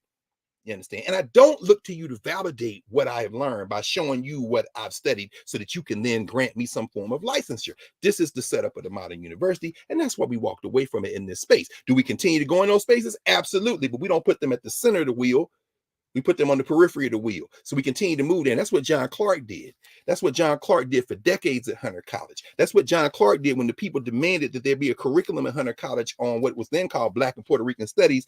And that's why John Clarke, founding chair of that department of now Africana, Puerto Rican, and Latino studies. The chair of that department, this is the program, by the way, John Henrik Clarke Study Lounge at Hunter College, a dedication ceremony, Thursday, April 20th, 2023. There is the famous portrait of John Clarke. I have a print of that portrait over here. Mama Sybil put it in my hand in their apartment shortly after Baba John Henrik Clarke made transition. But the chair of that department now is our friend, your colleague, Professor Hunter, who I passed on your greetings to as well. Of course, the great Dr. Anthony Brown. Tony Brown is the reason I'm in Africana Studies, because my second year of law school, clerking at the NAACP Legal Defense Fund, he was there doing some voter education work, getting his master's out in California at one of the University of California schools. I think it was UCLA, actually. And being with him, a son of the Caribbean, raised in New York, and him taking me to Harlem, where I got to see John Henrik Clarke for the first time in New York physically, because I had been studying him before when I was in Columbus, Ohio, and then be able to see him and to sit with him and then begin an apprenticeship that I had for about 10 years before he made the transition. Tony Brown opened that door for me, and I will love that brother forever. So that's why after Wednesday night, I came home and sat there and said, you know what, let me record something for these young people tomorrow and put it up on this Canvas platform. Technology allowed me to do that. And I got my behind up, went to campus early, and then went to Union Station and came to New York because I wanted to be there to bear witness to this dedication ceremony. But at any rate, I'm bringing this up because Dr. Clarke understood that Hunter College is on the periphery, and the people were going to be at Hunter College, but the center of his practice was his house with his library, was the community he walked through and in, and all of everybody don't have the same filing cabinet, Irene, and everybody ain't going to have it, but we can at least have the metaphor to think about how we can move around these drawers. So very important to understand. Top mysteries, moving to data, and then she says, I'm sorry. No. Moving to facts. We ain't got the data yet. This is where I'm going with the whole thing. She says, when you move to the next drawer down, facts, which contains files about things humans can prove by way of observation, detection, and experiment, number is next to facts. So you got, beneath facts, you got mysteries, facts, number. Number's tricky, y'all. I think some of y'all know where we're going with this. Numbers, second from the bottom, holds censuses, polls, tallies, national averages, the measurement of anything that can be counted ever since the rise of statistics around the end of the 18th century. Now we getting into Jacob Hudson Carruthers territory. Come on, Nubians. Those on YouTube, you know, the first half of our Introduction to Africana States class, we go through each of the 6 conceptual categories that frame the Africana States framework. The ways of knowing category comes after social structure, who Africans are to each other. Governance structure, social structure, who Africans are to other people. Governance structure, who we are to each other. Ways of knowing, what ways of understanding reality and each other and everything that exists have we created. That might be this file cabinet stuff. But then the 4th category, science and technology. Remember we read in Nubia, Science and Oppression, the little pamphlet by Jacob Carruthers, 1972. Carruthers talks about the fact that all of this, numbers and the bottom drawer, data, which is where Lepore is going with this, all these are informed by mysteries and facts. But this society increasingly tries to mask that, or at least act like somehow numbers are objective. Carruthers destroys that notion with his concept of the ordinal classification of reality, with the idea of a reserve theory of progress. In other words, you know, if you can't quantify it, it doesn't exist. I know a lot of silly-minded academics who say that kind of stuff. I understand what you're saying, but the reality is the numbers show us that there are fewer Black people killed by police. And what's your point? I mean, what's the philosophical point? See, this is the issue. This is why you gotta have education. This is why the college experience increasingly displacing slow accretive study, conversation, debate, referring to generations of thinking before you. This is where it begins to fall apart. And then if you don't do that grounding, you could just make up anything and say anything, which is why, you know, we started on Monday night, and Black and I and the rest of us on this coming Monday gonna continue this conversation around this right here, Afrofuturism. This is the exhibition catalog for the Smithsonian exhibit. I want to talk about this because, you know, as Uraeus brought up on Monday night, when we were talking about Afrofuturism, I said, I'm fascinated by Afrofuturism. That's why I took my nephew down there. We wanted to see this. Of all this very intricate staged exhibition with a great deal of information, very important, great deal of artifacts, a number of things, very fascinating. The single thing in there that most people want to take a picture with was not Lieutenant Uhura's catalog costume from Star Trek, was not the great Regina King's costume from Watchmen, which was in there as well, next to Hooded Justice, which is crazy to have a noose in public like that. I mean, it is what it is. We know what it is. Wasn't the mothership, which they brought from the top floor and put down there. Wasn't Sun Ra, who's all over the thing. Wasn't any of the other pieces, the women scientists, the so-called hidden figures, Katherine Johnson and them, the great Mae Jemison floating in space, African-American studies major, dance minor, scientists, all that together, because Imhotep, you want to look at her in the 21st century, you look at the great Dr. Mae Jemison. All of that, it's one when they were lingering over, right? A copy of Martin Delaney's Blake near the beginning to talk about this is the first Afro. I don't like all that first stuff. You know, the Tuskegee experiment is in there, Henrietta Lacks, is all this science. I mean, this ain't the way to look at science, but I'm just, I'm going through the people all want to take a picture in front of Chad Boseman's Black Panther costume because Wakanda is real. You do know Wakanda is real, right? I got a lot of friends, writers, cultural historians, people writing. They want to say, you know, I know Wakanda. We know Wakanda is not real, but Wakanda is real. Why? Because it opens up the African imaginary. Or you could do what Uraeus reminded us of Monday night when he evoked the great Wayne Chandler's book, Ancient Futures. If you go back and study, because there are a couple of album covers from Maurice White and Earth, Wind, and Fire in the exhibit as well, very well placed. But, you know, as Dr. Obenga used to remind us, when Meta Nature would get hard, it'd be midnight. We ready to go home. We say, you don't build a pyramid by dreaming.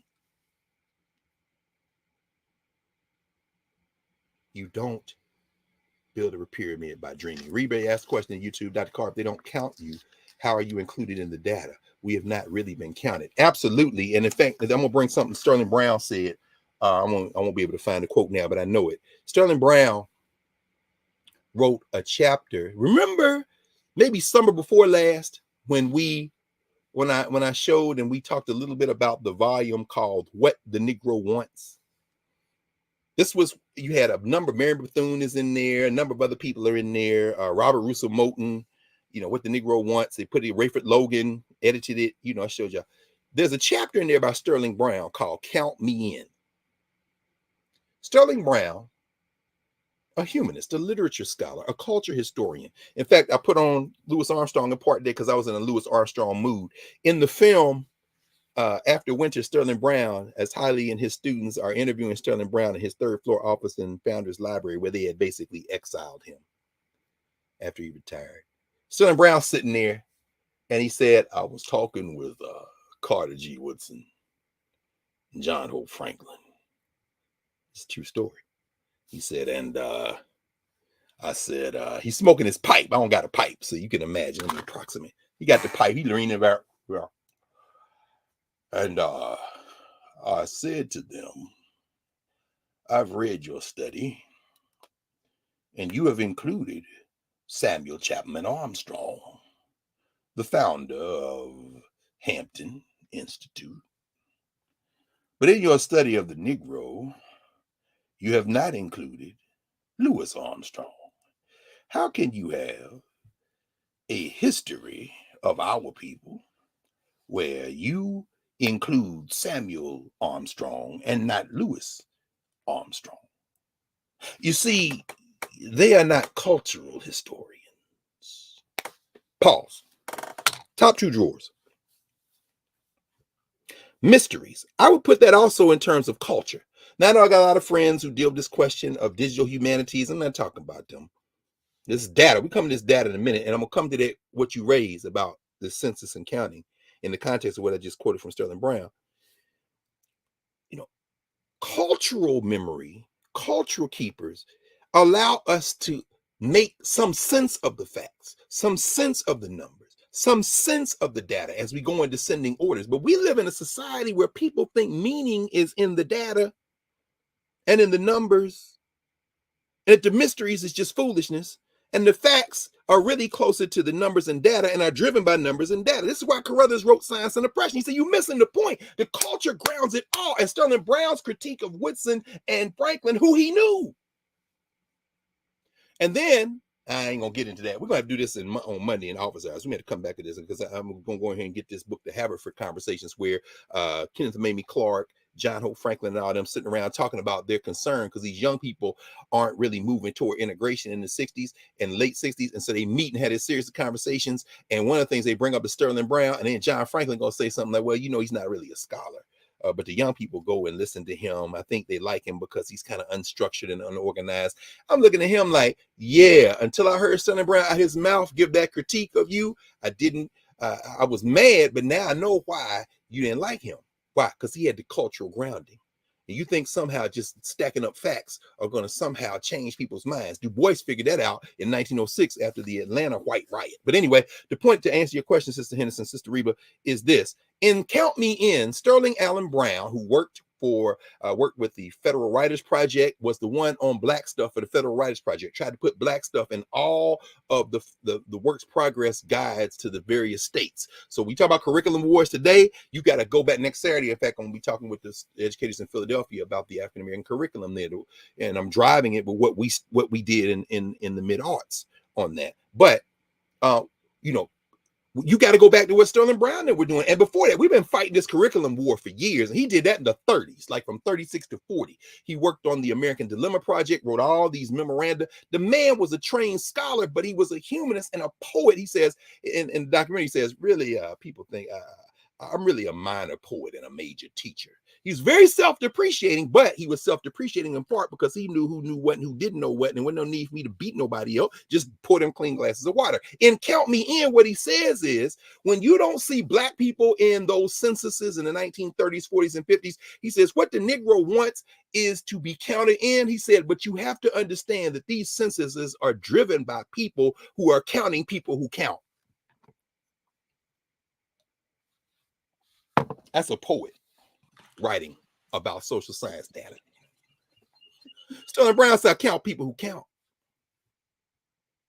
And meaning what?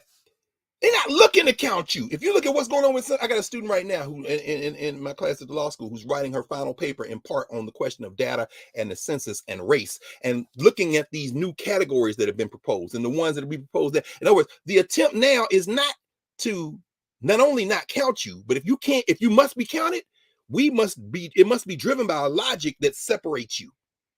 Mixed race, Black of any color, Hispanic. What are you doing? I'm chopping up these damn. We trying to catch up to what they did in Latin America. Because if we just give you black and white, and you got to pick, you're not gonna pick white. We got to figure out ways. The data is being driven by culture and politics. So Jill Lepore. So moral of the story: fill out your census, but don't be driven in your politics by counting the numbers. My God. Anyway, we continue. She goes on to say, near the floor, bottom drawer. So we got mysteries, we got facts, we got numbers.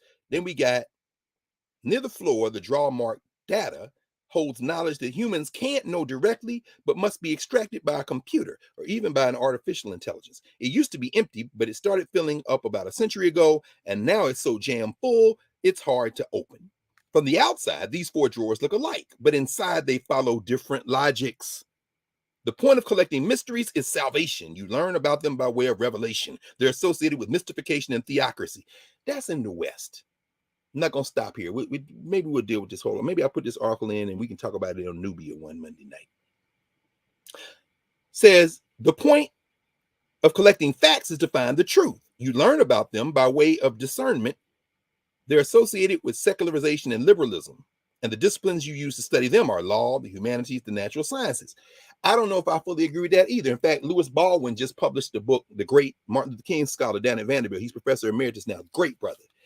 He's talking about King. He says, the single concept that Dr. King talks about more than any other concept in his adult life, all of his public speeches, all of his writings, all of his engagements. I know Jeremiah Wright knows this and has talked about this. Truth. He says, truth is the single most consistent and by far the greatest concept that King talks about is truth. But he's a minister, he's a preacher, he's a spiritual thinker, he's grounded in his spiritual practice. That's in that top drawer. But he's also grappling with facts. That's why we read Where Do We Go From Here? Chaos or Community. And we see how it's infused with this. The goal is for everyone to have basic fundamental things in their life, material needs met. That's what he writes about. Just like Brother Davin was telling us Monday night, we were talking about Sudan. Resource scarcity is unnecessary in the world. It's been driven by some megalomaniacs and some people whose fear-driven, hatred-driven decide to dominate other people. And Davin is saying we don't have to dominate. And guess what? There are examples in world history of societies not built on domination. And no, they are not all pre-industrial. Anyway, people who say they are, I'm looking at them like, I will trust what you say a little bit more when you show me your work, your sources, because now people just out here talking. And as John Bracey, our recent ancestor, used to say, people spin theories on very thin margins of knowledge. Anyway, Lepore finally says this. She says, the point of collecting numbers in the form of statistics, etymologically numbers gathered by the state, is the power of public governance. You learn about them by measurement. Historically, they're associated with the rise of the administrative state, and the disciplines you use to study them are the social sciences. Exactly. So, Sister Reba, what you made in the YouTube chat, very important. It is, Jack. Absolutely. Jack and Nubia, our dear friend and sister. This article is very social structure and its understanding of knowledge. We need to look at it from governance structure. We absolutely do, Jack. The reason I'm bringing it up is because it's social structure. Because this way of thinking is driving policymaking, and nobody knows that better than you. How resources are withdrawn and withheld. Those of you who are not yet in Nubia don't know Jack because she comes in quite consistently in Nubia to talk with us from South Africa, where she's stationed right now. This is a diplomat. This is a sister who we first met when she was a student at Howard University, in that first cohort of students I had at Howard. Brilliant sister, and also driven by a deep love of African people and a consistent study. She's reading that Ralph Bunche book that I was mentioning a couple of weeks ago, and I interviewed the author about, but she's reading it with a different set of eyes than I have. And that's why it's important. I read it for what I thought I could get out of it in terms of Ralph Bunche. She's reading it as a diplomat and a brilliant sister with all this background. And then when she finished, she's going to tell me about what I missed and what I need to think about differently. And she'll do that for all of us. This is how you get collective study. And you're making the point. This is a social structure article. I don't look at Jill Lepore for governance science, but I do look at this as something very valuable in terms of how we can see how the social structure is trying to drive how we narrate data and using data to advance our causes. And in fact, when she's in that third drawer, that numbers drawer, she's saying statistics come out of that, and statistics in terms of policy making, this is where we get into the problems.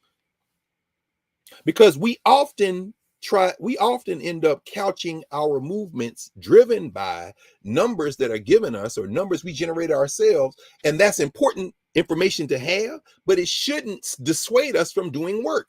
We, for example, look at red states and blue states in the United States of America, and that's absurd because there aren't any red or blue states. Jackson, Mississippi, the blackest big city in America. In fact, y'all know that the National Conference of Mayors is winding up. They just had their conference. If you go on YouTube and look under National Conference of Mayors, you'll see all the black mayors, many of them. I was looking at a couple of the panels, toggling back and forth between there. I think the Institute of Black World 21st Century is in Baltimore. I didn't go up there for some other reasons that are not important to talk about right now. But looking at both of them, it's very interesting to see because there was a time when those two groups would have been together. Back in the 70s and 80s. In fact, many people who are at IBW 21st Century have been to the National Conference of Mayors, worked with some of those mayors, but different generations come forth now. And we start talking about policy making in a place like Jackson, Mississippi, Chokwe Lumumba, Antar Lumumba, there. You see the numbers are very clear about the amount of money that Jackson hadn't got because they're starved by the punk-ass white nationalists in the Mississippi legislature. They're being starved, but you see where the money should go. People like Brett Favre stealing, getting money handed to them by policymakers. They're not using data. The data doesn't matter. What matters is political power.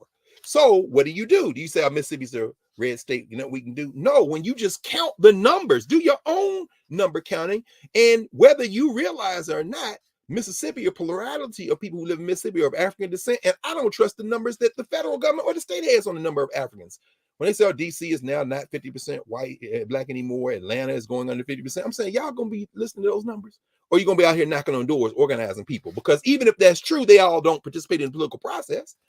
If you will simply participate in the political process, you can dictate the terms of some of this policy making and maybe alleviate our burden a little bit. Use the numbers, but do not rely on the numbers like an article of faith. That's the top drawer, article of faith. Because they didn't take a census in Montgomery before they said stay off the bus. How many people do you think will stay off the bus? Well, we conducted a survey and we saw that with these variables, such as distance between where you go to work and where you live, with other variables like how much money you spend weekly on bus fare, we decided that we might be able to launch a targeted strike. No, they arrested Rosa. You say they messed with Claudette?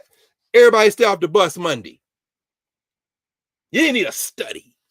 She had a different kind of community. And in studying that, whether you read the book, The Thunder of Angels, I'm looking over there, or even look at the well-done HBO fictional gloss of Thunder of Angels, the documentary, the book, which has transcripts of people who actually were in the Montgomery bus boycott and converted into that movie Boycott, directed by Clark Johnson with Jeffrey Wright and Carmen DeJogo playing Martin and Coretta Scott King. You can come away with that with a sense that we can do this. We don't have to wait on a study, but we can do a study while we're doing it too. To buttress and move forward. Anyway, so again, very important. From Barbados, West Indies. Thanks, Deborah. Oh, what a gift to be here. Indeed. She's in the YouTube chat. I'm just going to do a quick 1:42. I'm going to get off this in a minute, Prof, because we've been trying to keep it under 2 hours or closer to 1. So they draw the data based on their political objectives to create reinforcing data. Jelani, I think that's absolutely correct. He's in Nubia making that point. Let's do a Chick-fil-A. Child, I'll starve before I eat that. And I know that's what you mean. Activate the vote at full capacity and the whole thing changes. Walt, you are absolutely right. Laura, I'm wondering if so-called red states are really ones have a small number of people who have managed to implement insidious and extreme gerrymandering. Of course, I just talked to this cat the other day. I interviewed him for the Black Table, the thing I do on Black Star Network. His name is David Pepper. I don't know if you've talked to him yet, Prof. You should. He was the chair of the Ohio Democratic Party back about 6-7 years ago. He was on Cincinnati City Council. He's like a 5th generation Ohioan. In fact, we talked a lot about Ohio, which is very interesting. He went to Yale and then Yale Law School. We talked about comparing our notes from law school. He clerked for Nate Jones, who was the brother, black man who was on the 6th Circuit Court of Appeals. We talked about Judge Jones, who used to come to Howard from time to time. He's now an ancestor. His whole point in his book, Laboratories of Autocracy, a wake-up call from behind the lines, is how exactly what you just said, Laura. This is what's happening. What you see is, of course, these white nationalists rely on you not participating in the process. And they are absolutely using the data that they have to manipulate the political process, gerrymandering, voter suppression, driven by straight corruption. He details the corruption in Ohio. By the way, we see a little bit of it in Tennessee right now. And let me just pause here to say that I'm not going to mention it other than to evoke this. This is a great little book. You know, we talk about the Tennessee 2, the Tennessee 3, what happened in Nashville, what's happening in Nashville. Reverend Barber and them were down there. It's a great book called We Shall Overcome. Press photographs of Nashville during the Civil Rights era. It talks about all of the struggles in the 1950s and 60s. I thought I was going to see my cousin Ethel and them in there because she was one of the little girls who they walked into these schools back in the late 50s as they had to go to school. And in fact, the cluster of photographs that were taken in here from 1957, September 1957, where you see, you know, Black mothers walking their children into the schools, to integrate the schools, Black fathers walking their children. My Uncle Virgil was one of those, you know, so I'm in that generation right after the first generation of shock troops that were sent to integrate. So, you know, here they are again. Here goes some folk here. But I'm bringing it up because I'm thinking of Professor Linda Wynn, a long-term culture keeper in our community, particularly in Nashville and the state of Tennessee, who wrote the essay that accompanies this. And I just want to mention it because we've just passed the anniversary of the bombing of the home of Z. Alexander Luby, who was the elder protege of the great Avon Nyanga Williams. In fact, let me see if I can find it quickly. They bombed his house. And after they bombed his house, here we go. This is April 19th, 1960. They bombed his house. This is as many as 4,000 people marched from the campus of Tennessee A&I, now Tennessee State, to the office of Mayor Ben West and the courthouse building to protest the bombing of Graphia and Z. Alexander Luby's home in North Nashville, across the street from Meharry. There they are coming from North Nashville. So you see the Tennessee 2 and Tennessee 3, that's the same street that you protest, coming in from North Nashville. And I'm bringing you up because Luby was an incredible lawyer. He was a race man. He was out of the Caribbean, an incredible lawyer. Z. Alexander Luby is the reason why I grew up in the house I grew up in. My daddy and mother bought a house in South Nashville, the same one, little house we have now in South Nashville, as it's rapidly gentrifying. Y'all can go to hell, you never get your hands on it. After they bought that house, put their down payment, the white guy who owned the house then turned around and sold the house again to a white man. My daddy went and got Mr. Luby, and Luby went to court and broke the later sale. And that's how my daddy was able to get that house. My mother and father were able to get that house. They bombed Luby's house because he's a civil rights lawyer. His junior protege, Avon Williams, ended up in the Tennessee State Legislature. To this day, the greatest legislator of African descent ever in the Tennessee Legislature, as far as I'm concerned. And of course, who was leading that march in part?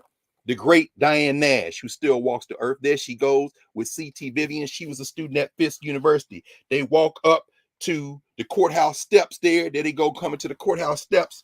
And here they are confronting Ben West, the mayor of Nashville at the time. And there's a whole lot, and then it goes on. And here go, you know, the parents, the elders of the white boys who are still fighting in the streets, fighting Black people. This goes up through the 70s, by the way. I'm just mentioning it in passing as I was thinking about, because we just passed the anniversary, and it made me think of Linda Wynn, April 18th and 19th, that period, the bombing of the home of Z. Alexander Luby. Anyway, I'm going to kind of begin to wind this up. What we are, yeah, Karina, you said I became so used to Saturday mornings for the live. I almost forgot what the live afternoon classes felt like. Me too. This is the genius of Karen Hunter. She said, you know what? Let's surprise. Let's every once in a while, let's just flip it up a little bit. This is the genius. Yes, Marva, Fox just settled with Dominion in Nubia for the lies they told their base, even though they admitted that they were lying. Here's the thing.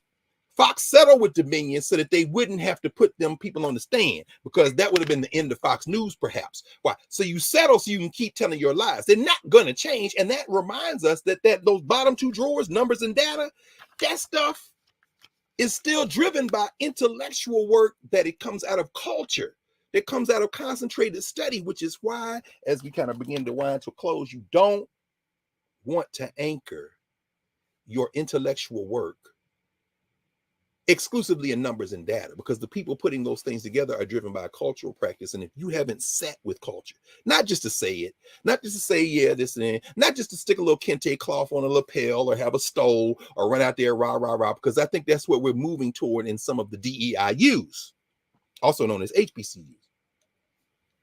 Not just so you can wear your hair naturally when you become the advising member of the team to talk about how to market this particular thing to the Black community, and you make a lot of money, and then they put you on the cover of some Negro magazines and say this is Black excellence. No, that's not what you try to do. We have to institution build, and even when we're in those spaces, we have to begin to understand that those spaces are not the destination. The destination is the hub. The destination, funny, isn't it, Professor Hunter, what you call the news platform, the hub. The destination is our governance space. Out of that space, we engage with the social structure. Our destination is not just become part of the social structure, because that social structure has its own hub, has its own hubs. Very important to understand. So, how does all this relate to John Clarke as we kind of wind up?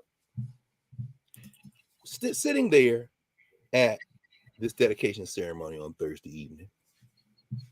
And you know, I'm one of them people who I look at the Amtrak, I say I could spend this money, or I could take this money that I will save from Amtrak, get on the megabus, and when I get off, I can use that money at the bookstore, which is exactly what I did. But the point is, still, when they pour you out at 57, it's different when you was 27 riding the dog. In fact, it's funny, you know, I keep a couple of dogs over here. I used to say, when you ride the Greyhound and get off, they should give you a little medal. If you went over 100 miles, over 300 miles, over 500, if you went coast to coast, they should give you a gold dog. And one day I was like, I wonder if they got any of them gold dogs. Well, guess what? They used to have these. See them gold dogs right there. You are. I had to give me a couple of them gold dogs years ago. Because my point is that, you know, if you're a veteran transportation taker, it should honor you for that. Anytime I used to get on a Greyhound bus, probably 30 years ago, I had me that's when they still had gift shops in the Greyhound. Some of y'all remember that. They sold Greyhound gear, and they had this one little cap with the gray dog, the dog that's on the bus. I bought that cap. I got it around here somewhere. I don't have an occasion to wear that cap much anymore. But anyway, they poured me out of the bus. I'm like, oh man, this 57 feel a little different. But I took a train uptown, got off that 6, got there, and as I'm sitting there, Professor Hunter, you already know you have the blessing of working at Hunter College. You know, it's a different feel when you're around the working class, or what James Turner called the laboring class. James Turner, who was a student of John Clarke. James Turner, who was in the gangs on the Lower East Side. In fact, one of his junior proteges spoke at the thing. My friend and brother who just retired from King College, the great James Conyers. This is the agenda there. The president, your friend Jennifer Rabb, spoke. Professor Payne, Mark Payne, of course, long distance rather there. Lift Every Voice and Sing does not have a person listed here because they said, Professor Payne said, you know, I'm not a good singer, so we need, and who's sitting in the front? Ralph Carter. Ralph said, I got you. And of course, he hit that key a little high for me. So I'm like, okay, I'm going to try to figure out how to harmonize this. But but I had to drop an octave for it. But I'm with you, brother. I mean, but this is the first time I saw Ralph Carter in person was when John Henrik Clarke's documentary, A Great and Mighty Walk, produced by, and the questions asked Dr. Clarke that he responded to that's in the film, asked by the great Wesley Snipes. Understand, Wesley Snipes took the money he was making in the movies and poured it into Amun-Ra and Black Dot. And that's why you have a John Henrik Clarke documentary, because he was one of Dr. Clarke's students. And he was filming and could not be there for the debut. It was at Town Hall in Manhattan. And who came out? Ralph Carter and Larry Fishburne, also a student of John Clarke. And they said Wesley couldn't be here, but we wanted to pinch hit for him because of what John Henrik Clarke means to us.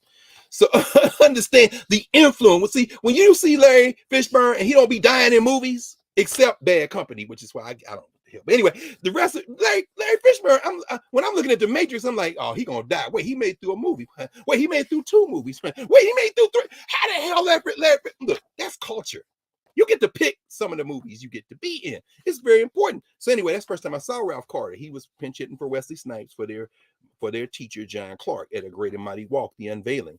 And so, my friend Joyce Jones, she did an ancestral libation through the drum. She and her friend and partner, Hank Williams. Hank is at Baruch College. Good brother, just scholars. And then Tony spoke, Anthony Brown, Dean Rose, John Rose, helped raise a lot of money for this. He gave remarks. And then they did a video of John Clarke and some of the things. And it's just a powerful reminder that Clarke worked at Hunter for years. But his practice was driven by the people. This man out of Alabama, this man who made Harlem his home. A young sister, Divinity MC, did a great thing. She's a student of Hunter. She graduated about 15 years ago. She did a piece of poetry that was just transformative. And then we had some remarks from Joanne Eddie Rhodes, Professor Rhodes. Talk about a force of nature. This sister has been in Hunter since 1976. And, you know, these black women, man, one of the reasons I love these sisters, you know, black women are God. I don't care. I mean, everybody say what they want, but I know, look, we know what it is. She said, before I say anything else, I want to recognize the rest of these elders in here who helped, and all these elders are in the room. My friend Latrella Thornton, of course, from the Association for the Study of Classical African Civilization. She was our regional president for many years. So many people were there.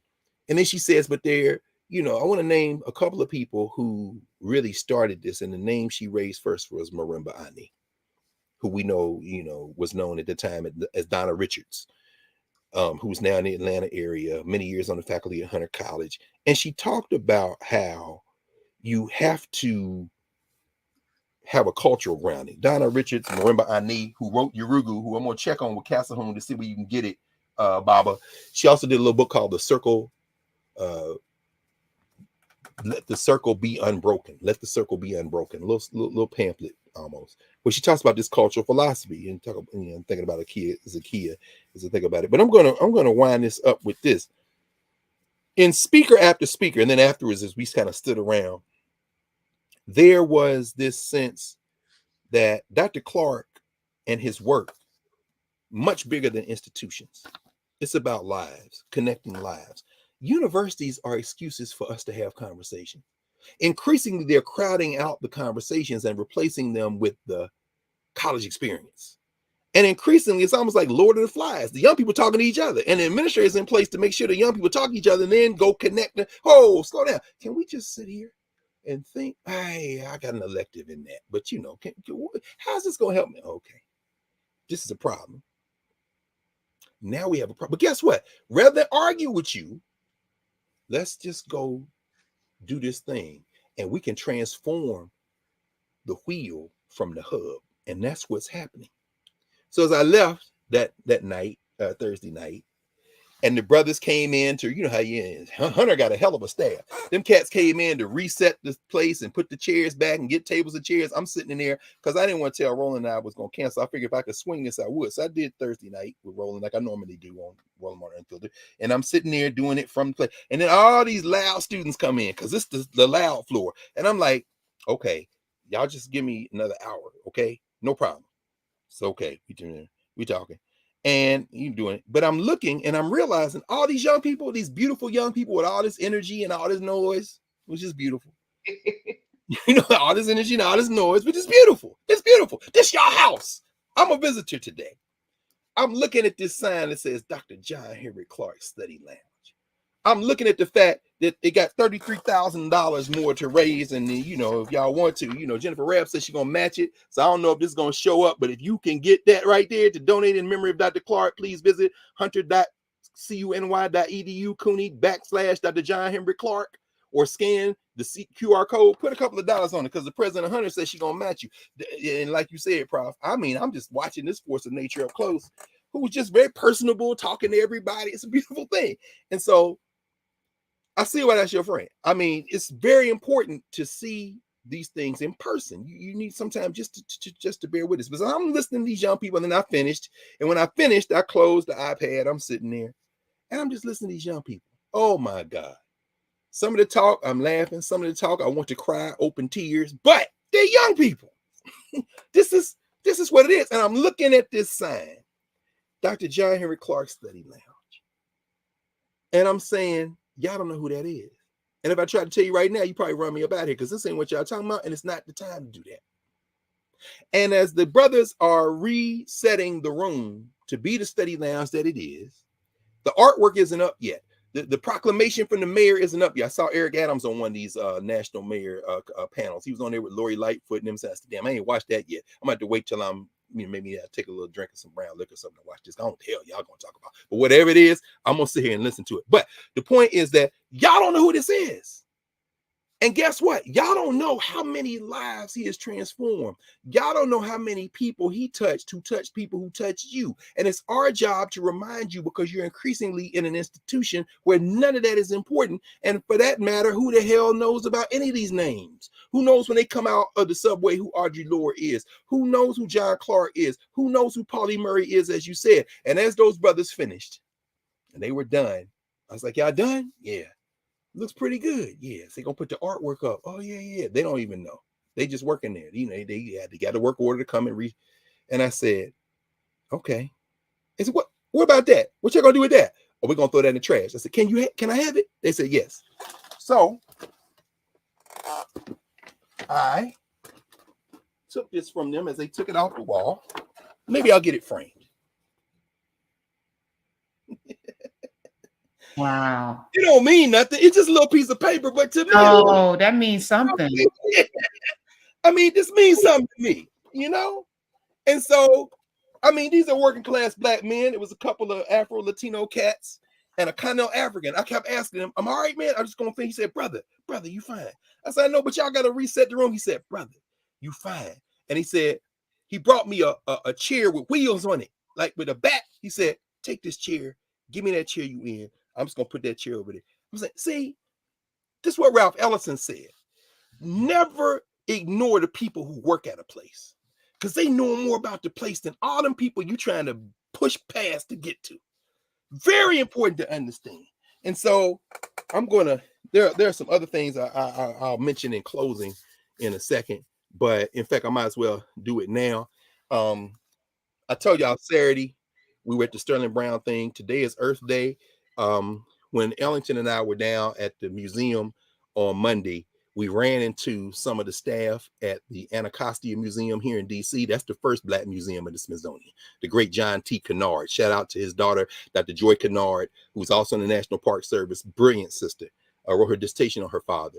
That is east of the river. In Southeast, as they say in DC, they got a day-long Earth Day program right now. Bunch of young people. They got a fresh food market that they're going to do consistently. They got a number of programs. So if it's Earth Day in DC and you're in DMV, come by there. Tomorrow at Sankofa, one of our great authors, we talked about her many times. Y'all know, remember Tulsa, we talked about Unspeakable, the great Floyd Cooper, who's now an ancestor. He did the artwork. Well, the sister who wrote it, Carol Boston Weatherford, she's going to be in town tomorrow at Sankofa at 3 o'clock. It's free. If you're in town, come by and see her. Because, you know, I didn't pull all her books that I have. You know, she did the Fannie Lou Hamer joint. Very important spirit of civil rights movement. She likes to sing, too. So you're probably going to get a song out of her. And as I told him, I was talking to Christina and Makeda, my homie, Makeda Skurlock from Memphis, who, you know, they managed the bookstore along with Jonathan. The Schomburg book, I said, they had the paperback. I said, I'm going to bring my card back on Sunday to get it signed.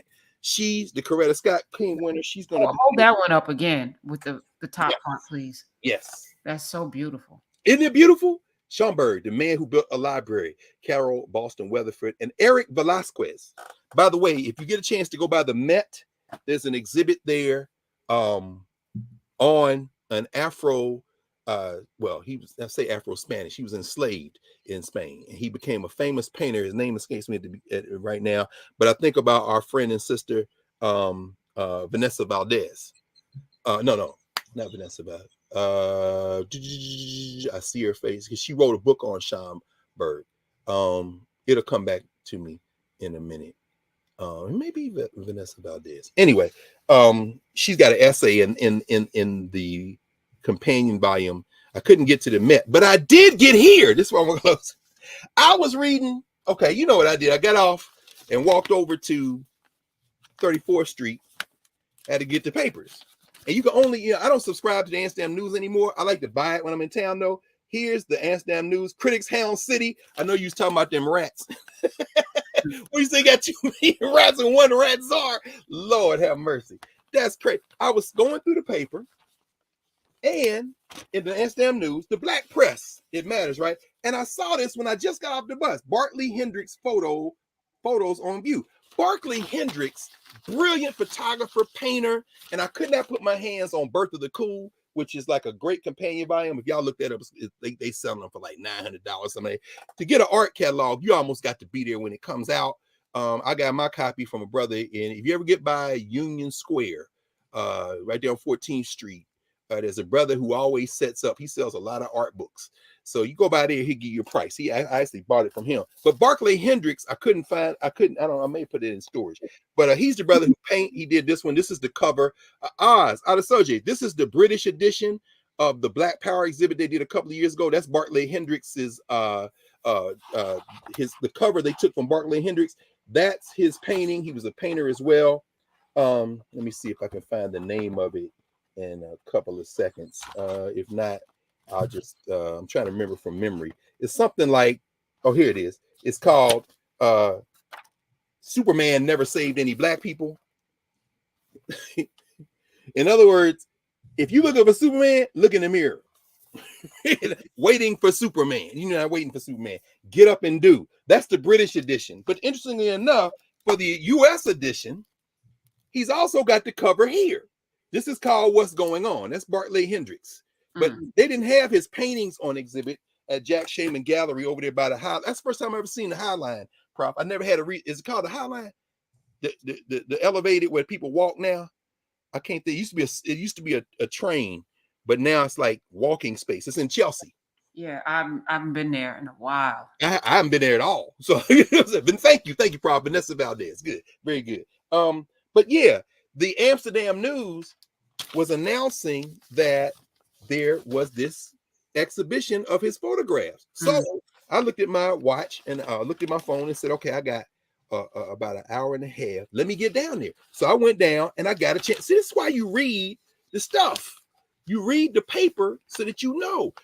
Look up Barclay Hendricks. I promise you, his photography, his painting is incredible. And by the way, of course, they had a great obit of the great Ahmad Jamal, who made a transition a few days ago, lyrical pianist. This is the brother who the hip hop generation may not know, but you know, maybe the opening riff of his song.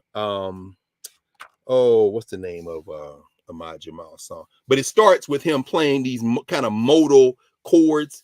Dun, dun, dun, dun. Jay Dilla took it and made it the hook of Stakes is High. But Ahmad Jamal, a lot more than that. Born in Pittsburgh, used to deliver papers to Billy Strayhorn. He's part of that Pittsburgh generation of pianists, Errol Gardner, the great Mary Lou Williams. He influenced everybody from Herbie Hancock all the way through to McCoy Tyner and so many others. Played with Miles Davis, released about 60 albums over the course of his lifetime. Ahmad Jamal, one of the great culture keepers and cultural meaning makers in history, really. That reminds me in terms of memory keepers, when it reminded me when Wesley Snipes made that film on John Henrik Clarke, you know who wrote the questions? Three brothers in particular.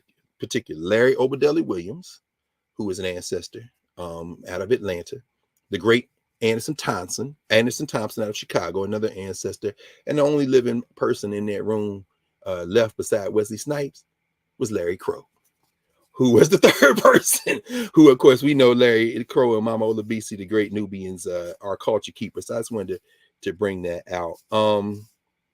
I think that's just about it. I mean, there's so many things we could talk about L&M and but office hours Monday night, we're gonna have a time.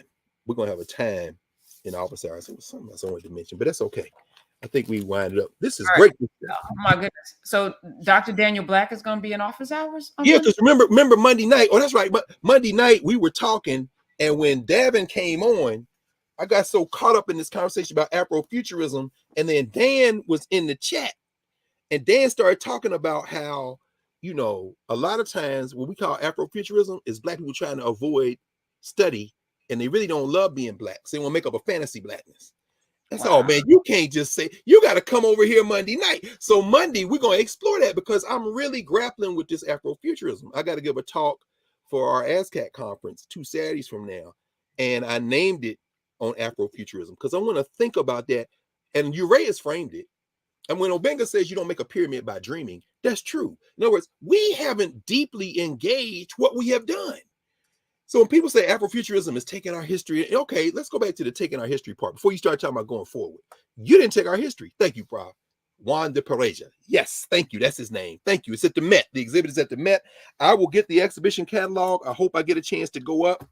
And let's stick with that for a second, because I feel like we are so caught up in black and white that we don't really lean in. The fact that they put this Cleopatra out, but then they put the who was it, Rupert Murdoch, that had a whole thing on Egypt, not a single Black person. Like, none of that's true, because Egypt, Rome, none of those places dealt in black and white, because black and white didn't exist. This is a made-up construct, that we need to really grapple with as a human society, not just as Americans or as Black people.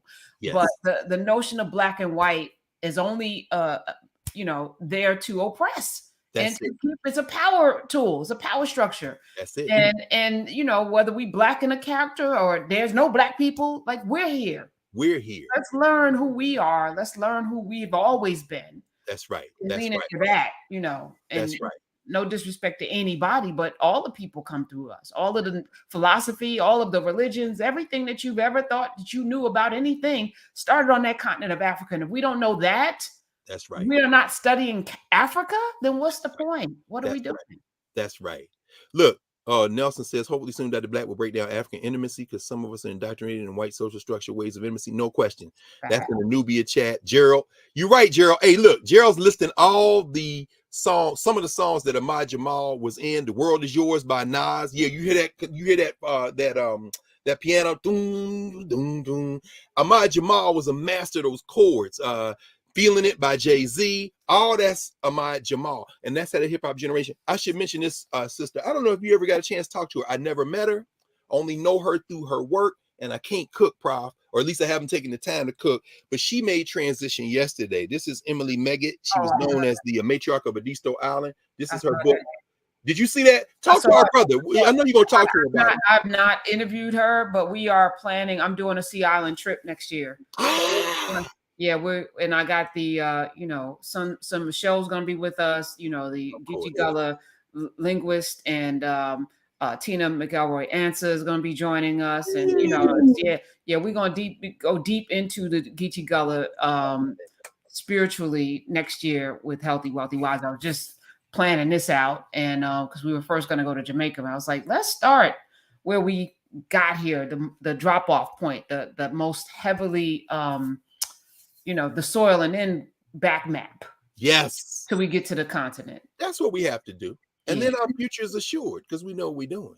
Yeah. Oh, that's beautiful. Look, love. Oh, and I should mention our friend and brother, Sharif El Mekki, his mother, Aisha, who's an ancestor, her birthday is today. So as they break the fast from Ramadan, Mama Aisha, a Black Panther, like his father who still walks the earth.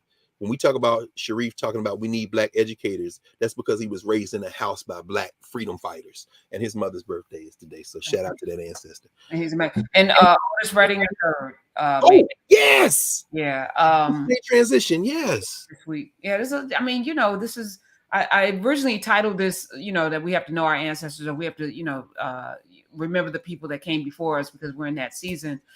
But this is really just about leaning in, the thing that you do here every day, both, in all of your spaces in the classroom. I don't know how you do it, but yeah, the same way you do it. We're lifted by something bigger than us, and we lifted by each other. This is what we're doing. It's not work that way. I mean, it's work, but it's not labor. You know what I'm saying?